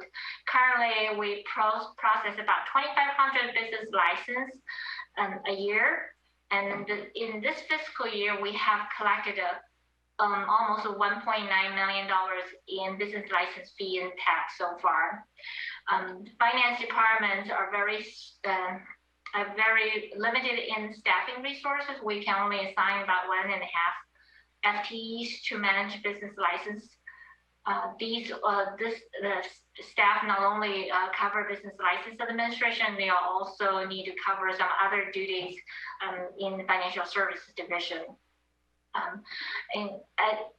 San Bruno as a city has experienced some technology limitation. Therefore, our coordination among some departments, including finance, community economic development, and fire departments, are not at the optimal level. Our consultants, management partners recommended it to the city staff to outsource business license administration. So they solicited business license proposals on behalf of the city, and they received 2 proposals from consultants. One is from HDL, and the other one is from Muni Services. Staff discussed those proposals internally, and we favor HDL's proposal. And why do we want to select HDL? HDL provides robust solutions for municipal business license management and compliance. Many of our neighboring cities, including San Mateo and Belmont, have outsourced their business license administration to HDL and then achieved positive results. With the agreement with HDL, we as a city hope to reduce some internal costs, improve efficiency, and increase citywide revenues. HDL's business license administration software will hopefully help us to improve coordination with the business and then the city departments. The software will provide external business a user-friendly interface, allow them to submit applications for business license online and then pay their business license tax online as well. Internal staff will be able to review comments and then business license submittals electronically, and we will also be able to track our progress online as well. Of course, the HDL will rely on the business, will rely on the software to do their management and administration. Fee-wise, the city will compensate HDL in a number of methods. Business license administration will be paid at $15 per account per year, and will annually increase that fee at CPI level. HDL will also compensate for their compliance services, meaning business license tax discovery, business license tax audit, and collection of delinquent account fees. Services will be compensated as a percentage of collected revenues from 20 to 35%. The baseline contract will cost about the city $37,500 annually, but with this contract, the finance department will be able to reduce half a net FTE and create a saving for the city for about $28,000. So the net cost increase for the city and for the baseline contract is less than $10,000. For a 3-year contract, the total cost will be a little bit over $112,000. Any additional cost of the contract will be contingent upon additional revenue collected, and compensation to HDL will be netted against collected revenues. And so there will be no expenditure budgeted for this contract. With that, staff recommends adopting resolution authorizing the city manager to execute a 3-year contract with HDL Associates for business license administration. This ends my part of the presentation. Next, I will hand over the presentation to HDL staff, Josh Davis. He's with us.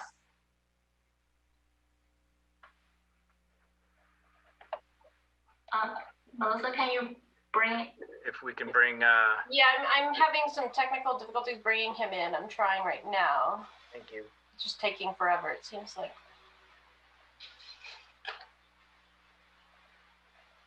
I think it's working now, hopefully.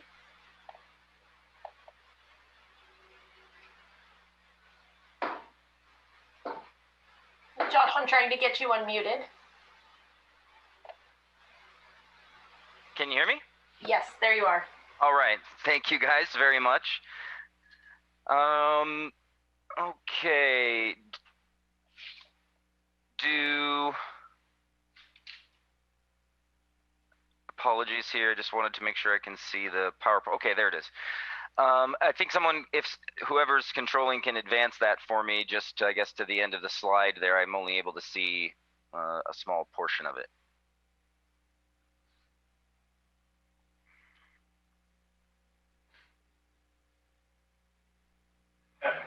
We can, I can get going. I think if we want to get started. So again, thank you very much, Mr. Mayor, members of the council.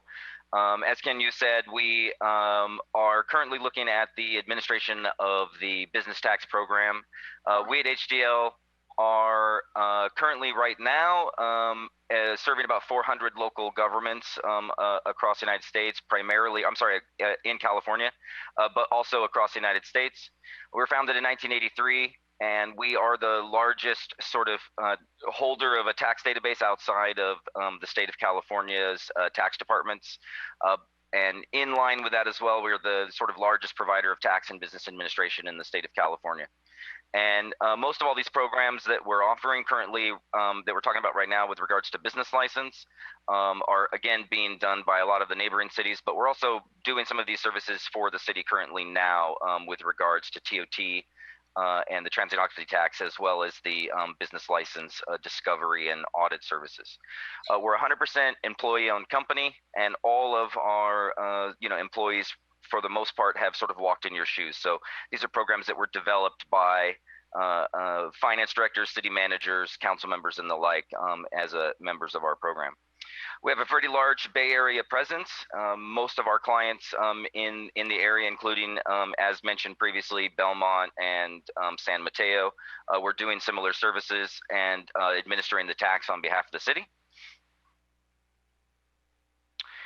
What we're really looking to propose are city-specific operations. So what we want to do is take the city's current business license program and truly expand on it, customize it to meet the city's unique needs. Every city is different.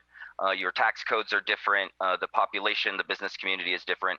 So we're really looking to develop some city-specific operations, working with sort of our team of experts, monitoring the legislation in California and keeping up to date, and really trying to develop a program that works directly with the city together, including some other departments.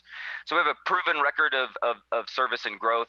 As was mentioned earlier, typically most of these costs will ultimately be recovered by the city. Over 85% of our clients actually see net positive returns, so no expenses paid to HDL over the course of a contract. We're pretty confident that that will likely be the case in this situation as well. We also offer a reinstatement guarantee. So basically, during the implementation of this, we're going to be setting up and configuring online functionality and support for the business community, dedicated phone lines, email, chat, and other support methods. All of those systems and processes at some point in time in the future, if the city ever decides to bring that back in-house or thinks that there's some benefit or value of performing the functions internally some point in the future, those all get transferred to the city at no additional charge. So you gain the benefit of all of the development and the services that we're putting forward.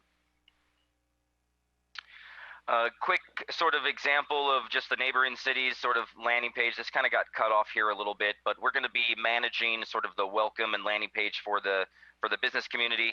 We'll make available downloaded forms, all of the information, quick FAQs, and sort of a jumping off point for businesses to sort of understand what they need to do when they're going to open within the city. That functionality extends to all of these basic features here, so businesses can apply online, they can renew their annual certificates online, pay any balance due, they can submit a closure, and we also offer a public search portal, so to get information out for the information that is public and available, anybody in the community can go online, look up information, business listings, address information, and things like that that are made public. During that business license process, again, we're going to be handling sort of all the new business licenses.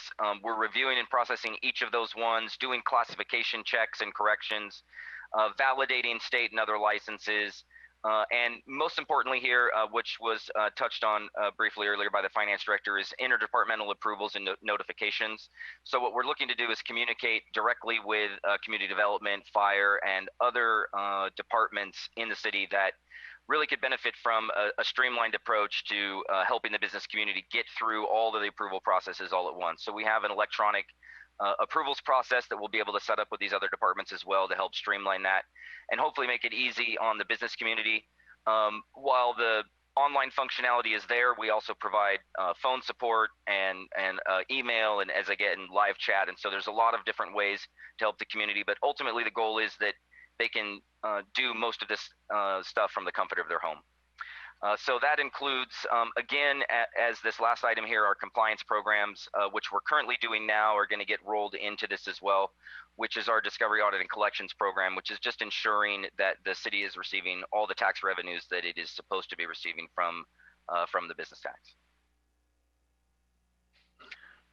To kind of further dive into the interdepartment cooperation, while we'll have some minimal sort of city footprint and dependencies, some of our staff will be taking on what we call sort of our new business concierge to help walk new businesses through and expedite their approvals.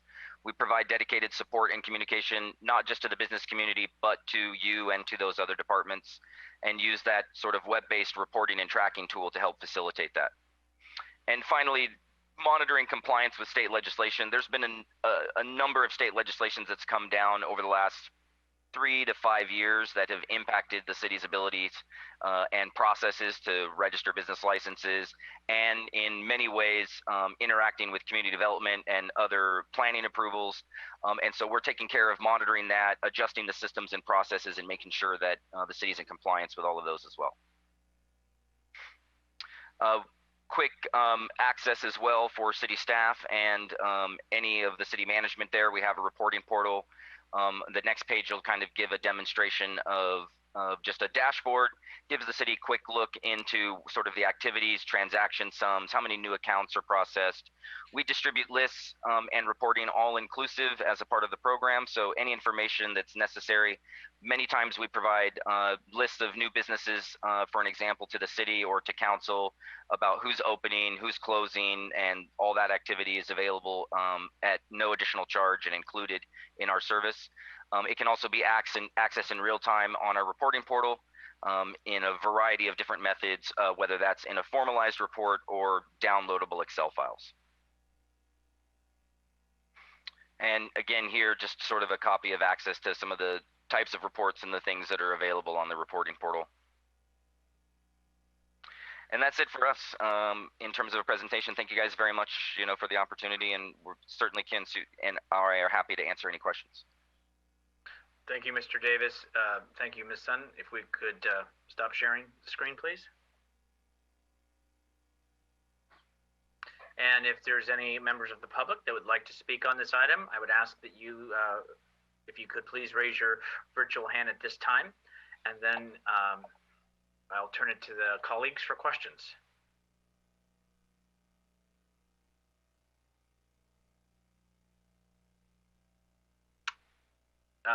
Councilmember Hamilton. So I don't have a question. I just have a comment. I support this resolution.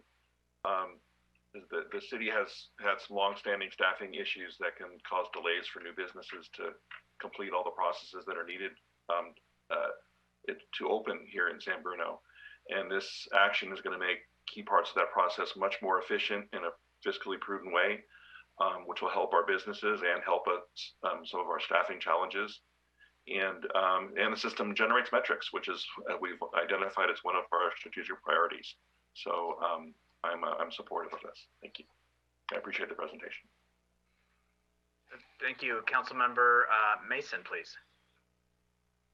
Yeah, I have a couple questions. One is in regards to the slide that have the 2,500 active businesses. I may have missed this, but the 1.9 million in fees, are those fees currently received or that we could receive if we were with this company and we got into a process of actually collecting the fees every year and following up? This $1.9 million is the actual revenue received this fiscal year as of the end of March. And what's the potential then for fees received by going in this direction? I know you were going to ask the question. Unfortunately, I don't have enough data to do the assessment because that all depends on the additional revenue HDL will be able to help us to collect, meaning if they can identify businesses that are not in compliance with the city code, so they fail to register with the city as a business operating, or through their audit, we hope they will find some hopefully all businesses are honest, but some businesses may be under-reporting their annual gross receipts. And in that case, we will be collecting additional revenues as well. And then also there's some collection services we may be able to get a little bit more revenue. So it is hard for me to project at this time how much additional revenue we're going to get. But through my conversation with HDL, I know I was informed that many other cities have seen their revenue in business license tax increase with their service. So hopefully we'll experience similarly in this matter. And who's going to be the contract administrator? Will this fall under your department? Who's going to be making sure that the contract is being adhered to? Yes, the contract administrator will be me and the financial service manager. So we'll be back each other up, and the staff will be doing reconciliation and then contract compliance, make sure everything is done according to the agreement. Okay, great. And then one more question. When I was reading the packet, it triggered the short-term rentals, and I apologize for not sending you this sooner, but it may be City Manager Grogan that will have to respond, but this is from the August 25th short-term rental ordinance, and it does say that STRs would be required to obtain a valid city-issued business license annually. So is this one more step towards really starting to collect those license fees, maybe TOT in the future for these short-term rentals? Because I feel like we've been waiting for this to be implemented for a while now. Separate action, but you're absolutely right. A short-term rental host does have to have a business license as well as pay the fee once we set up the full regulatory framework. And work with the platform so they can collect directly and remit directly to the city. But you're absolutely right. Someone with a short-term rental will be able to, like any other business, go on to our website and be essentially redirected to the HCO platform to pay their business license. Thank you. Councilmember Salazar. Thank you. So I'm also in support of taking this action. I think we've struggled as an organization in a few areas, and I think it is important for an organization to understand where its core competencies are and where it's lacking. And I think taking this step clearly will move us closer to providing a better service to the public. And clearly, the benefit of bringing in the technology that we've struggled to bring in. As Councilmember Hamilton mentioned, the council is interested in looking at metrics, data, the ability to collect that data and present that data. And I'm a big fan of the tax updates we get from HDL currently on the sales tax, and so it's always a nicely formatted document that we get, very concise, very informative, and so I know that HDL will be able to provide us with some good information that we can use for our decisions. So definitely appreciate that. A question I have for staff, in terms of the 0.5 FTE that's identified, is that a position or a portion of a position then that will be redeployed to something else? Is it an unfilled position currently? How is that realized? That is a skilled position right now. We have a temporary help to come in to help with the business license administration and then some other duties within the financial services division. So we do have a staff there through a temporary arrangement. So she comes and works about 16 hours a week. So once the HDL contract is in operation, we will eliminate that half a position within finance department. Okay, thank you. And in terms of this being a 3-year contract, I don't anticipate that it wouldn't go well, but if after the first year we decide that this is not something we want to pursue doing, are we committed to 3 years off the bat, or is there some provision that would allow us to reduce the term of that contract? Yeah, there are provisions in the contract language to provide the city a way to exit the contract if we decide that that's not the way we want to go. Okay, thank you very much. Those are my questions. Yeah. Vice Mayor Medina. Yes, thank you, Director Sun. I'm a little apprehensive. You know, this is it's good hearing a little bit more information on this current position, which is a part-time for half, and then there's a full-time. And that comes to my question, like, so how we're doing this today. I jumped on our city website, fill out a bunch of forms, and you got to turn them in. But maybe you can kind of help me understand how this is happening today for people to start businesses. And we'll start with that question first. How about that? Sure. Yes, staff are doing their best to manage the business license administration. So a business owner will come in to apply for business license. We will accept the paperwork and then direct them to community and community and economic development department and fire department to get the zoning planning review and fire inspection. And then once all has been done, and then we'll be able to collect business tax when the business submitted their receipts. Annually, we issue business license renewal notice sometime in May, and then reminding the business owners that they'll renew their business license, and then by doing that, they will have to pay their business tax to the city. So that's just a very brief review of how it's being done. But in the process, currently the zoning and planning review and the fire inspection, there is a breakdown in the coordination part. And then we're hoping with the HDL's participation in this business license administration, they will help us to coordinate in the process of in the zoning and planning review. In my staff report, I mentioned because of the coordination is breakdown, some of the businesses may have to delay the launch of the business.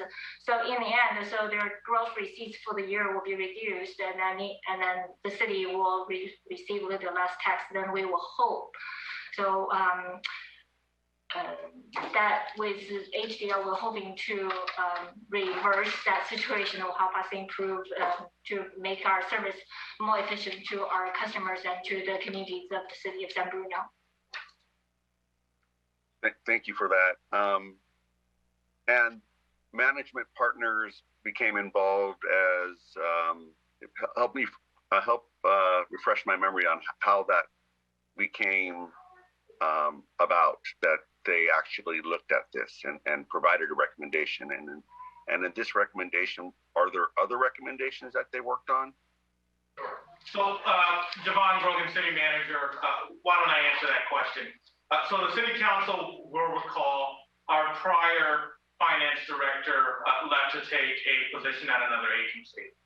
In the interim, we really needed to move forward with projects that the Finance Director was managing, as well as bring in additional consultant support to help our existing staff. And so that person, Jim Steele, who was the former Finance Director for the City of South San Francisco, working now as a consultant, was able to come in and provide temporary support. Subsequently, as a city manager, I asked Jim Steele to engage in a few different efforts. One was to take undertake an organizational review of the finance department. That work is nearing completion and will be provided to the city. as a part of his interim support, one of the deficiencies that he picked up on that we knew of was our business tax administration. And so one of the good things about someone that is helping you out in the interim, they can actually move forward because they're not encumbered with all of the day-to-day work. And so I asked him to undertake an effort to identify ways that we can improve. The recommendation was to look at outsourcing the administration of business license of our business license tax to leverage both the technology and the horsepower of companies that do this day in and day out for cities up and down California. And so that is a way to both leverage our dollars, because we funded a part-time FTE just to help us clear some of the backlog and do a little bit better. And so for $10,000 more than that half-time cost, we can outsource this function and leverage that existing FTE to support other areas of the finance department. So it's really solving a business tax problem, but leveraging our staff to improve our other finance functions. And it is taking advantage of technology that now we do not have to buy and implement within our organization. And immediately, we are now serving our customers how they want to be served. Currently, I will call our process a hybrid manual process, where while you can download the form online, you have to email it in. And so it's not a true online process. And then we print all those forms out and essentially do a manual process.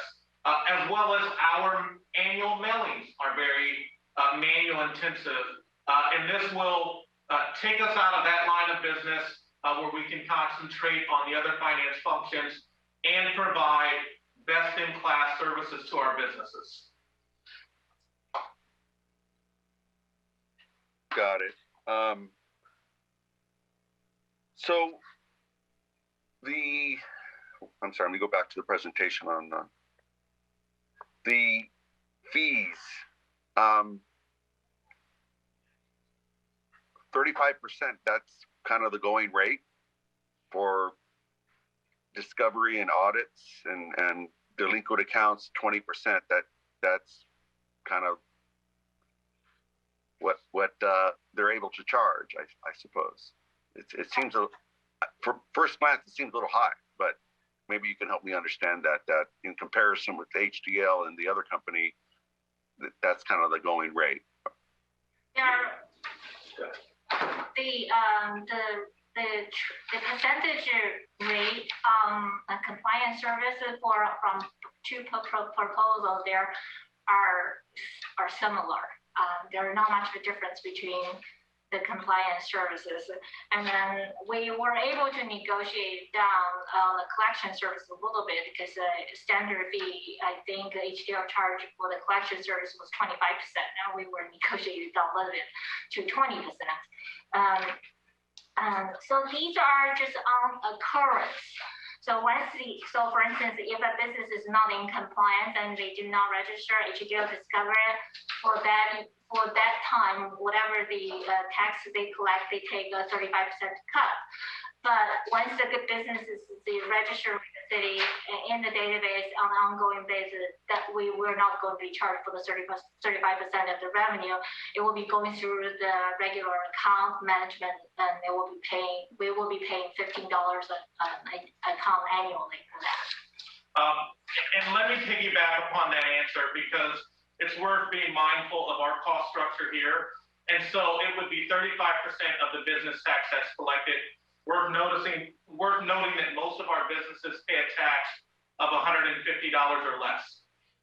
Whereas our financial cost structure, if we were to employ an employee to do this work that we're currently not able to do now because we don't have the staffing, at a professional level, at minimum, we're looking at an employee with a salary of approximately $60,000. You toss on our benefit load to that, we're closer to an all-in cost of $100,000 a year to do this work. And so while at a 35% recovery rate for what they recover initially, may seem, well, 35% is a lot. When you compare that to the cost structure of us employing additional bodies to do that work, there's quite a bit of savings there.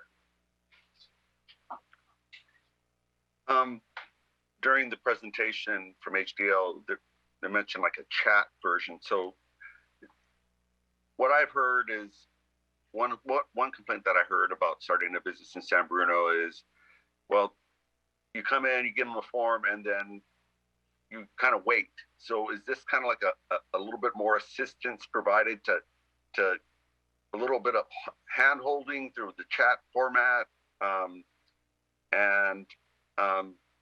Since maybe you guys answer that part of it, like what additional service is being provided through the chat?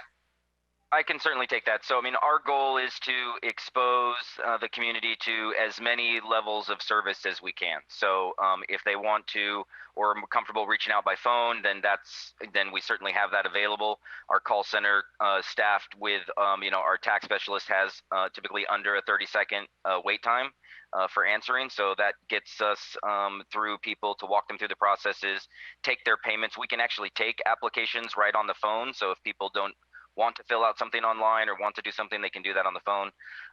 We can process emails. They can go online and do everything over the web. Or as you mentioned, they can use chat to communicate with us, begin the process, ask questions or status updates in terms of where their application may be at in the process or routing. And so the goal really is to just open up as many lines of communication as possible to keep that information flowing.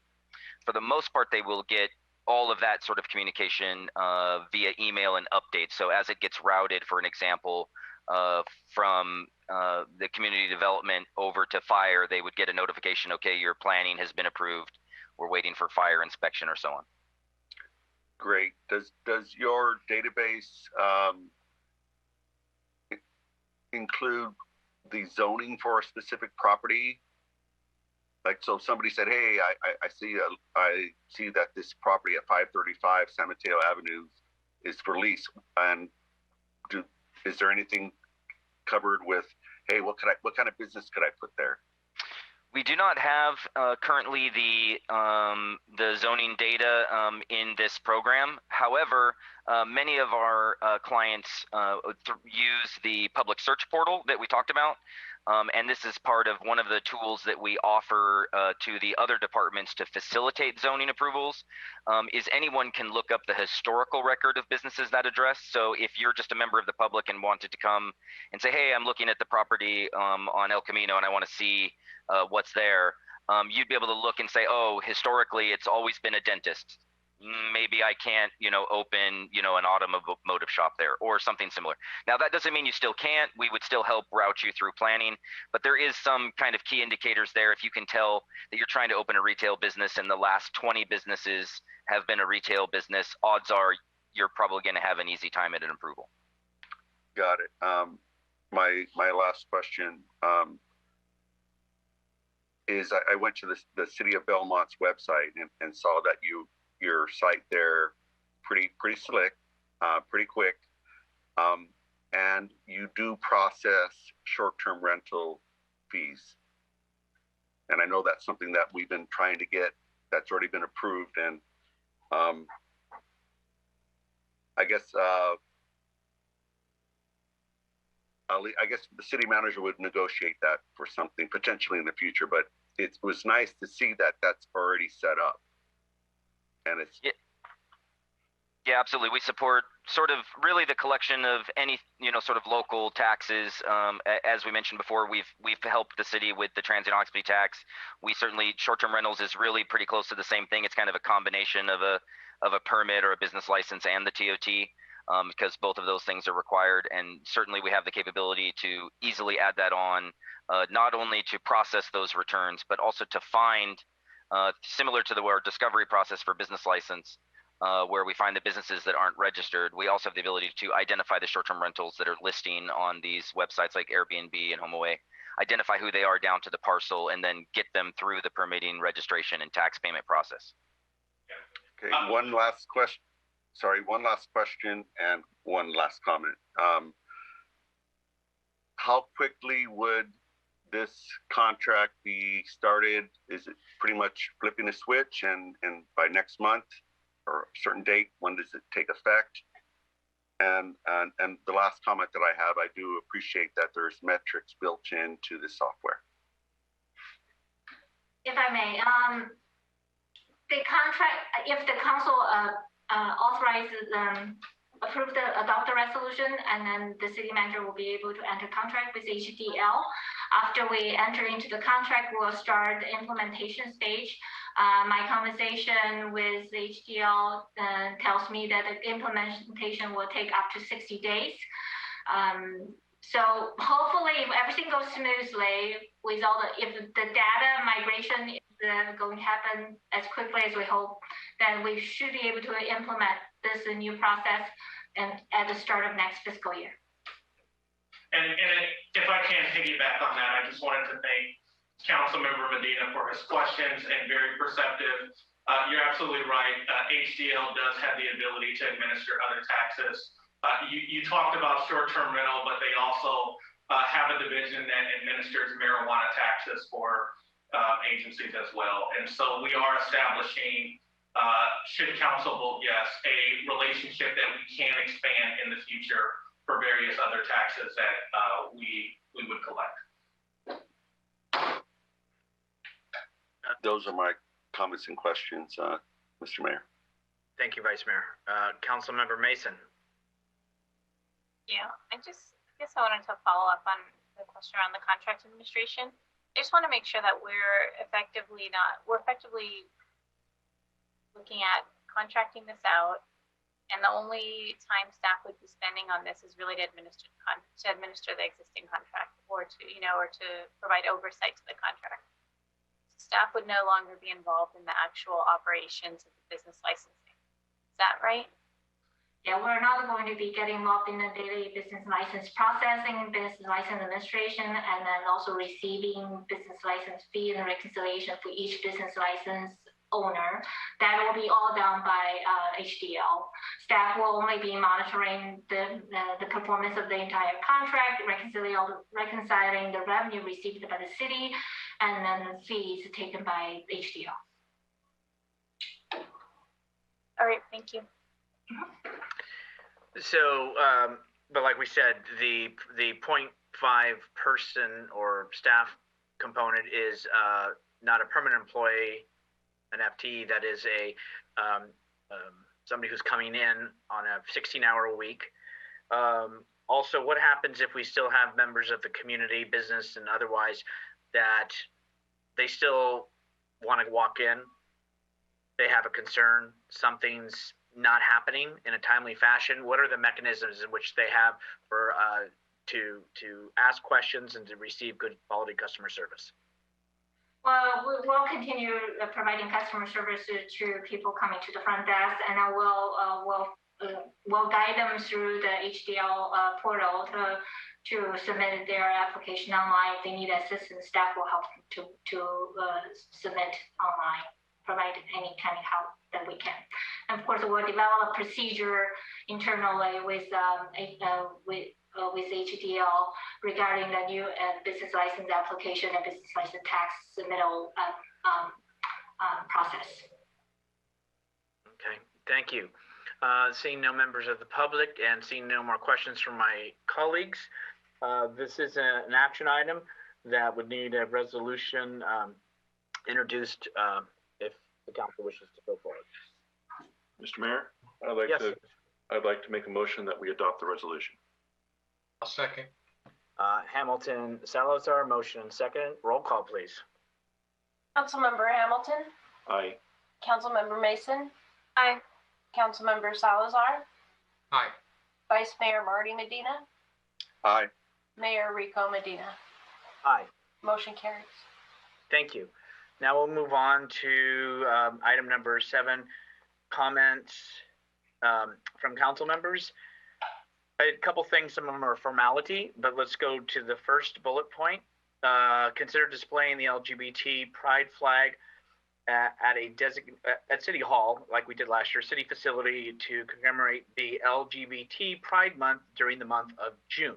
As you know, we have a flag policy in place. So if there's a consensus, I'll ask for it to be placed for action at the next meeting. Is there a consensus to do that?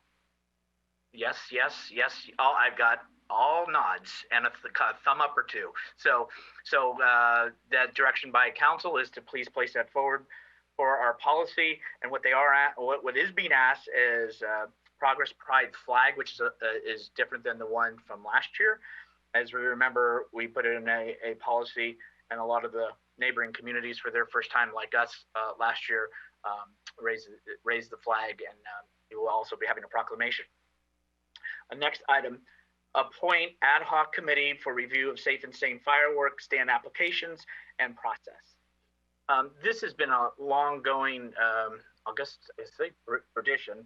The applications come in, they go through the city clerk's office. 2 members of the city council have reviewed applications. But what I'd like to have done is not just review the applications.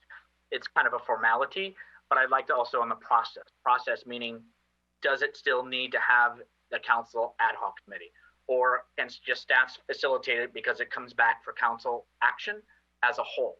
So maybe it's just another layer that we can streamline that process and have it expedited. But I just kind of want to go through that process. So I'd like to put under conduct of business for next council meeting in order to appoint that. Any objections? None? Okay. Mayor, not an objection. I'm just curious how this normally has been done in the past. We would just appoint an ad hoc committee. It really wasn't. It's a flower task, and it would just be the mayor would ask for himself or herself and somebody else, and then they would just review it. And then it comes back to council as a whole for council action when to issue the permits for those applicants. Oh, okay.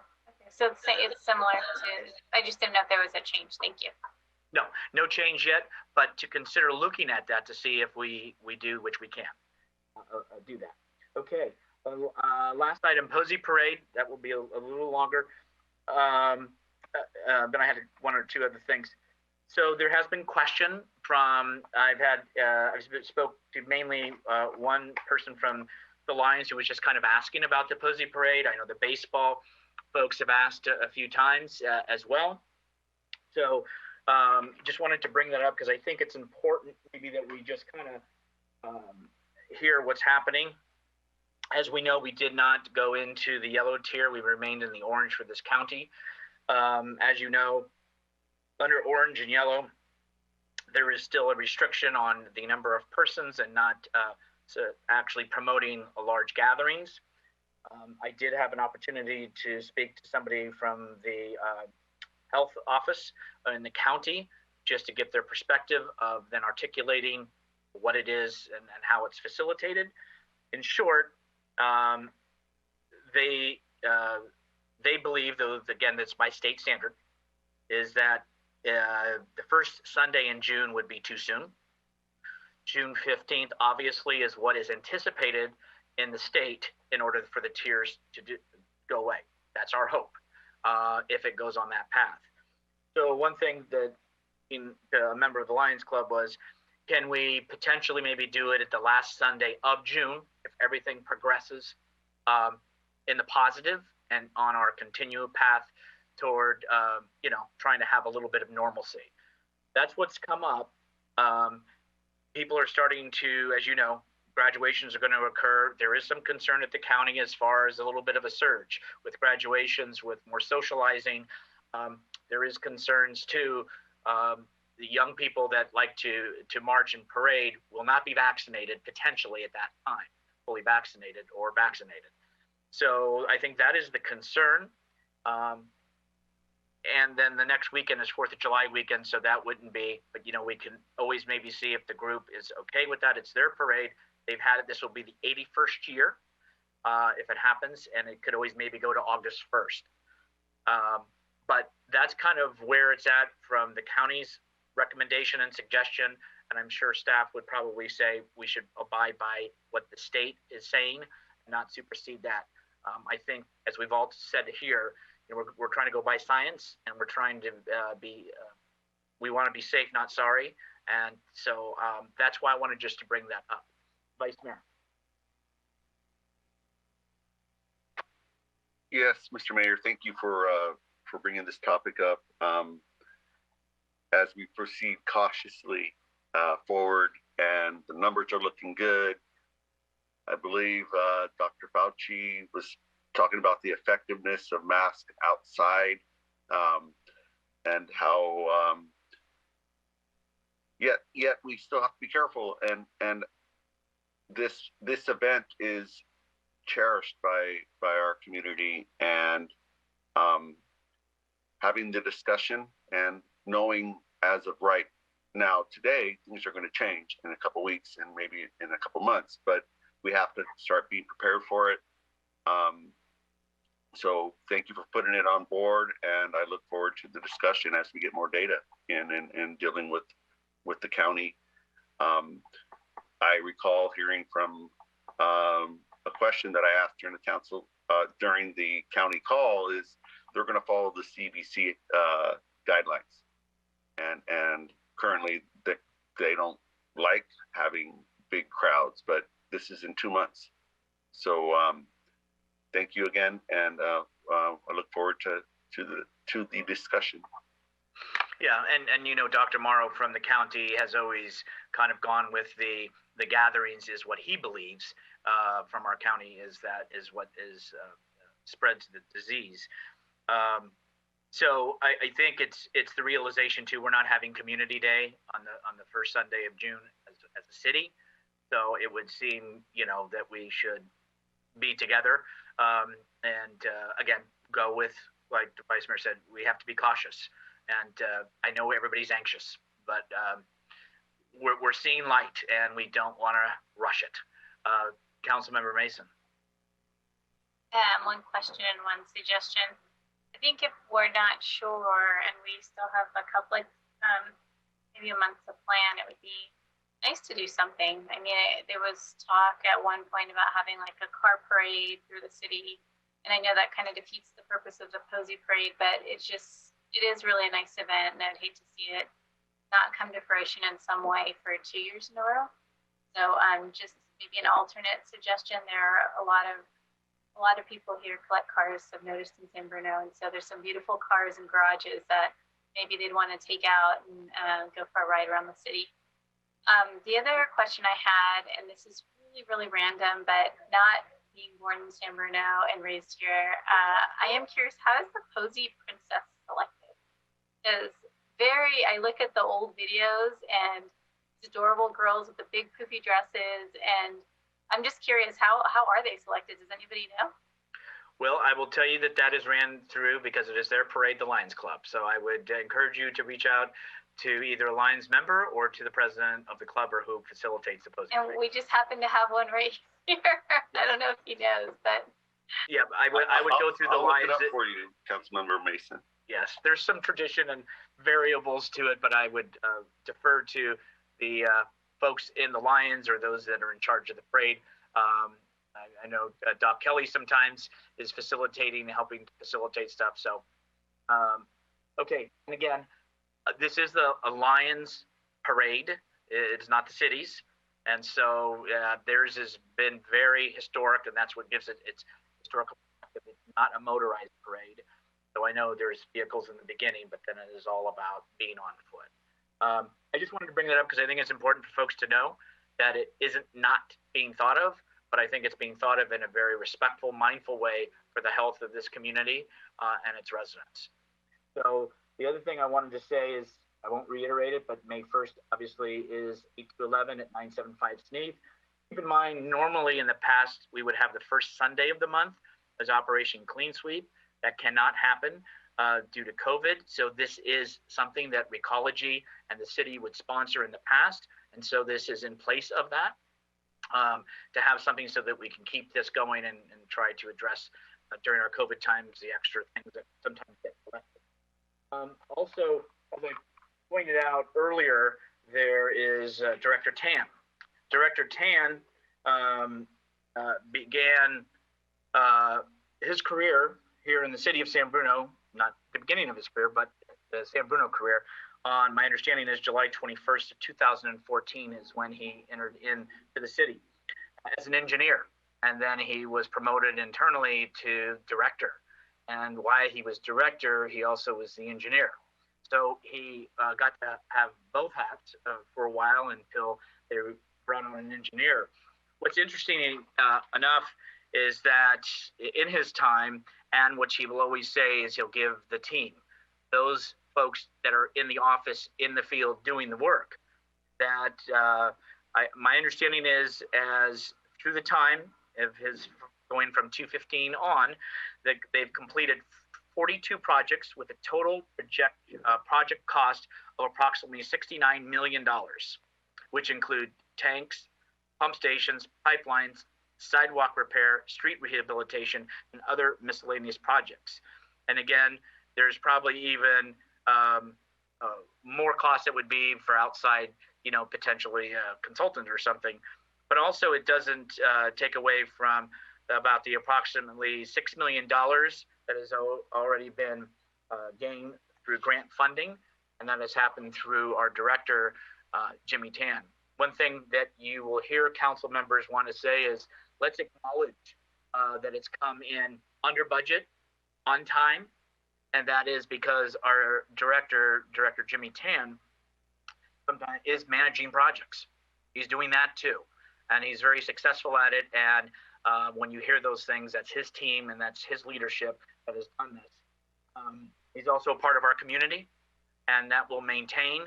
And from me, myself, I want to personally thank you, Director Tan, because I know that your dedication and your passion and your love for the city, its staff, and the job that you do is apparent. And I know that won't go away after Friday. You're still part of our community, and you are welcome here anytime. If you could just give me a heads up if you're going to be at the podium, though, under public comment for items not on the agenda, and then we can talk. But I seriously cannot say thank you enough, and I wish you the very best. But I know we will still see each other and be in touch. So, Councilmember Hamilton. I had the privilege of working with Director Tan for many years on the TSPC, and I want to thank you, Jimmy, for all of your service to the city, and glad you're still a resident of San Bruno, and we still get to have you be part of our community. I wish you all the best in your next endeavor, and thank you very much. Councilmember Salazar. Thank you. So Jimmy, and we've had a number of conversations over the years, and I think the mayor covered a lot of it really well. You've been just a professional, polite, respectful person. I've seen you dealing with the public, and I've seen you in action as an engineer, as a director, and you've done an amazing job for the city. I can't say enough how what an asset you've been to the city, in my opinion. And I know of your commitment to your job, to your profession, and to the city, and so for that I thank you, and I wish you absolutely the best of luck in your new role. And if you ever want to come back, we'll welcome you back with open arms. Vice Mayor Medina. Yes. Thank you, Director Tan. I know from direct experience how hard it is to leave the city of San Bruno as an employee when you're a resident at the same time. And I wish you the best of luck and much success. And thank you very much for the work that you've done here. Thank you. Thank you. Councilmember Mason. Hey, Dr. Tan. So we have not worked together as long as I think you've worked with everybody else, but I just want to thank you for your patience. I know that there have been a lot of questions both on the record and off the record, and you've been nothing but professional and responsive. For those of you who didn't know, we had quite a long meeting about maybe 2-3 weeks ago, and Director Tan was actually on vacation and took the meeting during his break. Been on every meeting we've had, special and regular, and so for that, just thank you and good luck. Good luck in your future endeavor. I'm sure we'll see you here in San Bruno. Yep, thank you. Well, I know we're under council comments, but I'm seeing we have in room 115 the hands up. Was that Director Sun? Yeah. No, Javon Grogan, City Manager. I was going to reserve my comment for Jimmy's very last meeting, which would be our Thursday night council meeting. But I'll just join the chorus and say it publicly, Jimmy. Thank you for all that you've done, the $63 million worth of projects that you've managed for this city. Just an absolutely amazing job. You know, I've always said, show me a project that Jimmy Tan has managed that hasn't come in on time and under budget, and you can't. And so I know that there still remains a lot to be done, but it's because of our resources, not because of our staff and the management. You've just done an amazing job. I know your staff is sad to see you leave. I know they're going to miss the taco truck that you pay for every year down at the courtyard. And you are respected by the engineering staff, the street staff, the building staff, the fleet staff, the water staff, the sewer staff. You operate our largest department, and replacing you will not be easy. We need to find someone with some pretty big shoes, because you're really leaving behind an amazing void here. But thank you for all the work you've done. I know we've only worked together for 3 years, but you've just been amazing for this community. Thank you. Thank you. Thank you, City Manager. And I do know that, again, I can't say enough that you manage projects, and believe, if memory is right, around 64 persons are in the Public Works Department that you also have responsibility for. So that is quite a bit that you have done and that you do. And I and the council would like this opportunity to hear from you if you'd like. Yes, please. Thank you, Mayor and City Council members. I just really want to thank you and all of you tonight for your comments, and as well as the previous council members and the mayor for all the support, through the past 6.5 years with the city. It's really truly been a blessing to serve the community that I live in, all these years. And then you mentioned, Mayor, about the number of projects that we completed. Yeah, it's staggering. We completed 42 projects is $69 million worth of the cost, and we definitely made a tremendous amount of accomplishments throughout the years, and a lot for staff that are dedicated into helping out and doing all this work as well.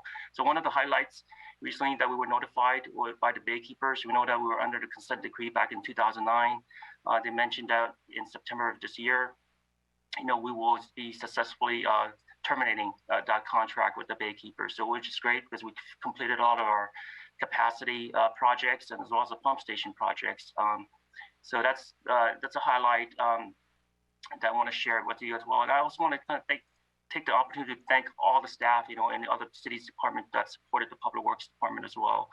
I especially want to thank our wonderful staff in our Public Works Department in both engineering and operation and maintenance divisions for doing what they do every day to improve our community.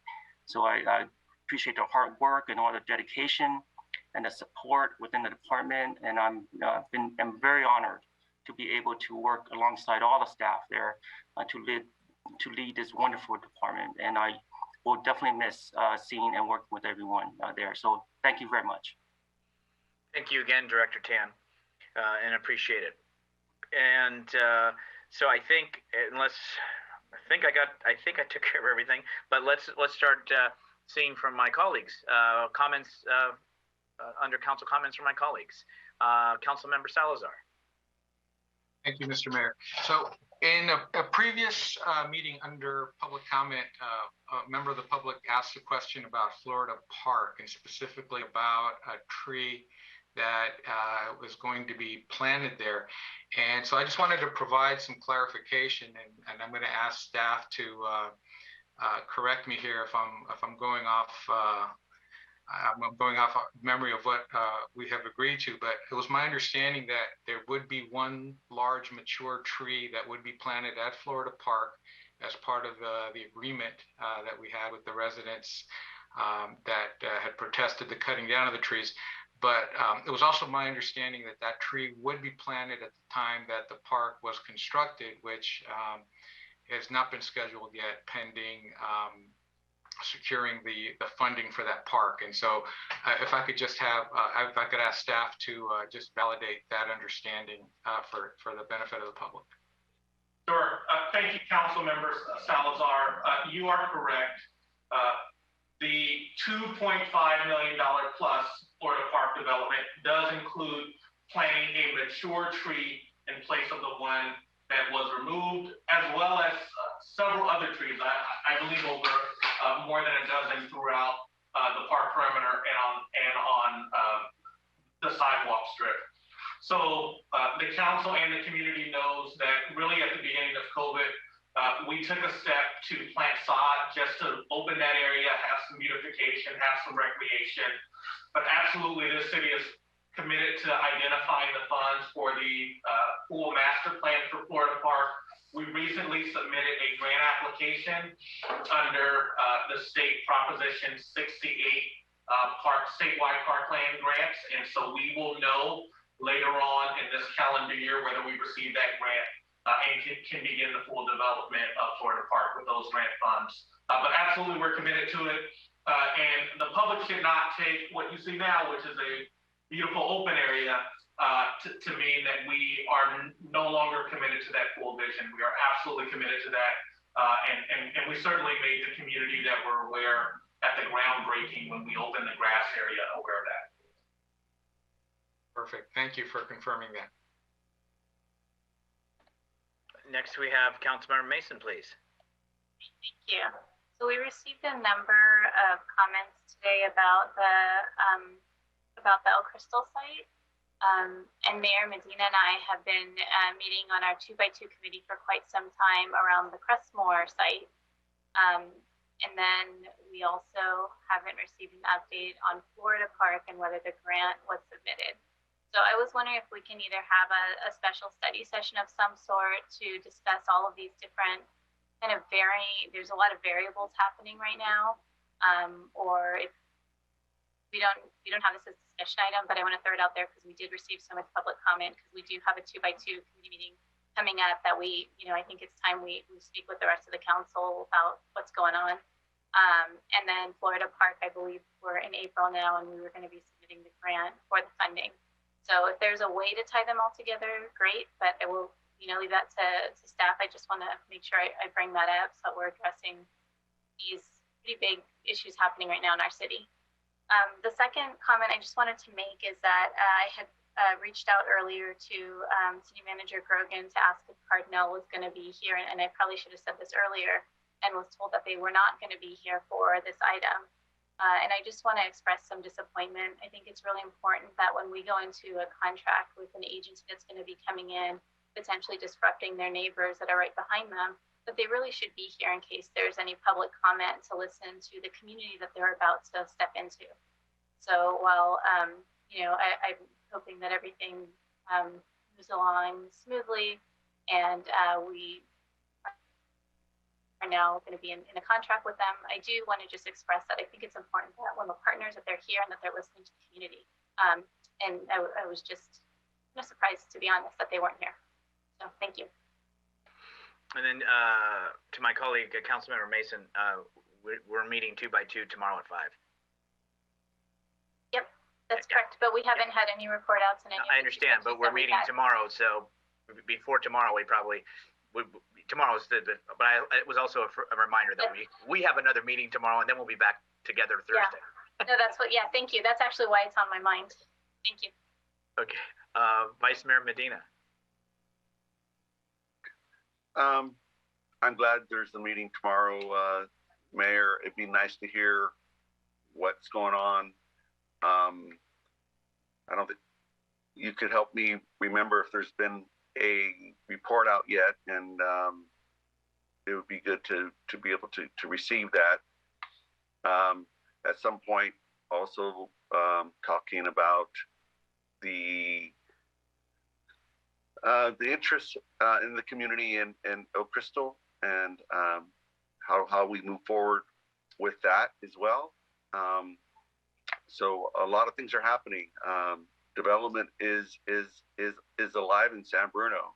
Things are happening. It's really busy time, and just wanted to acknowledge that, and I'm looking forward to the public discussions that we can have. It's really important to remember, we received an email, and a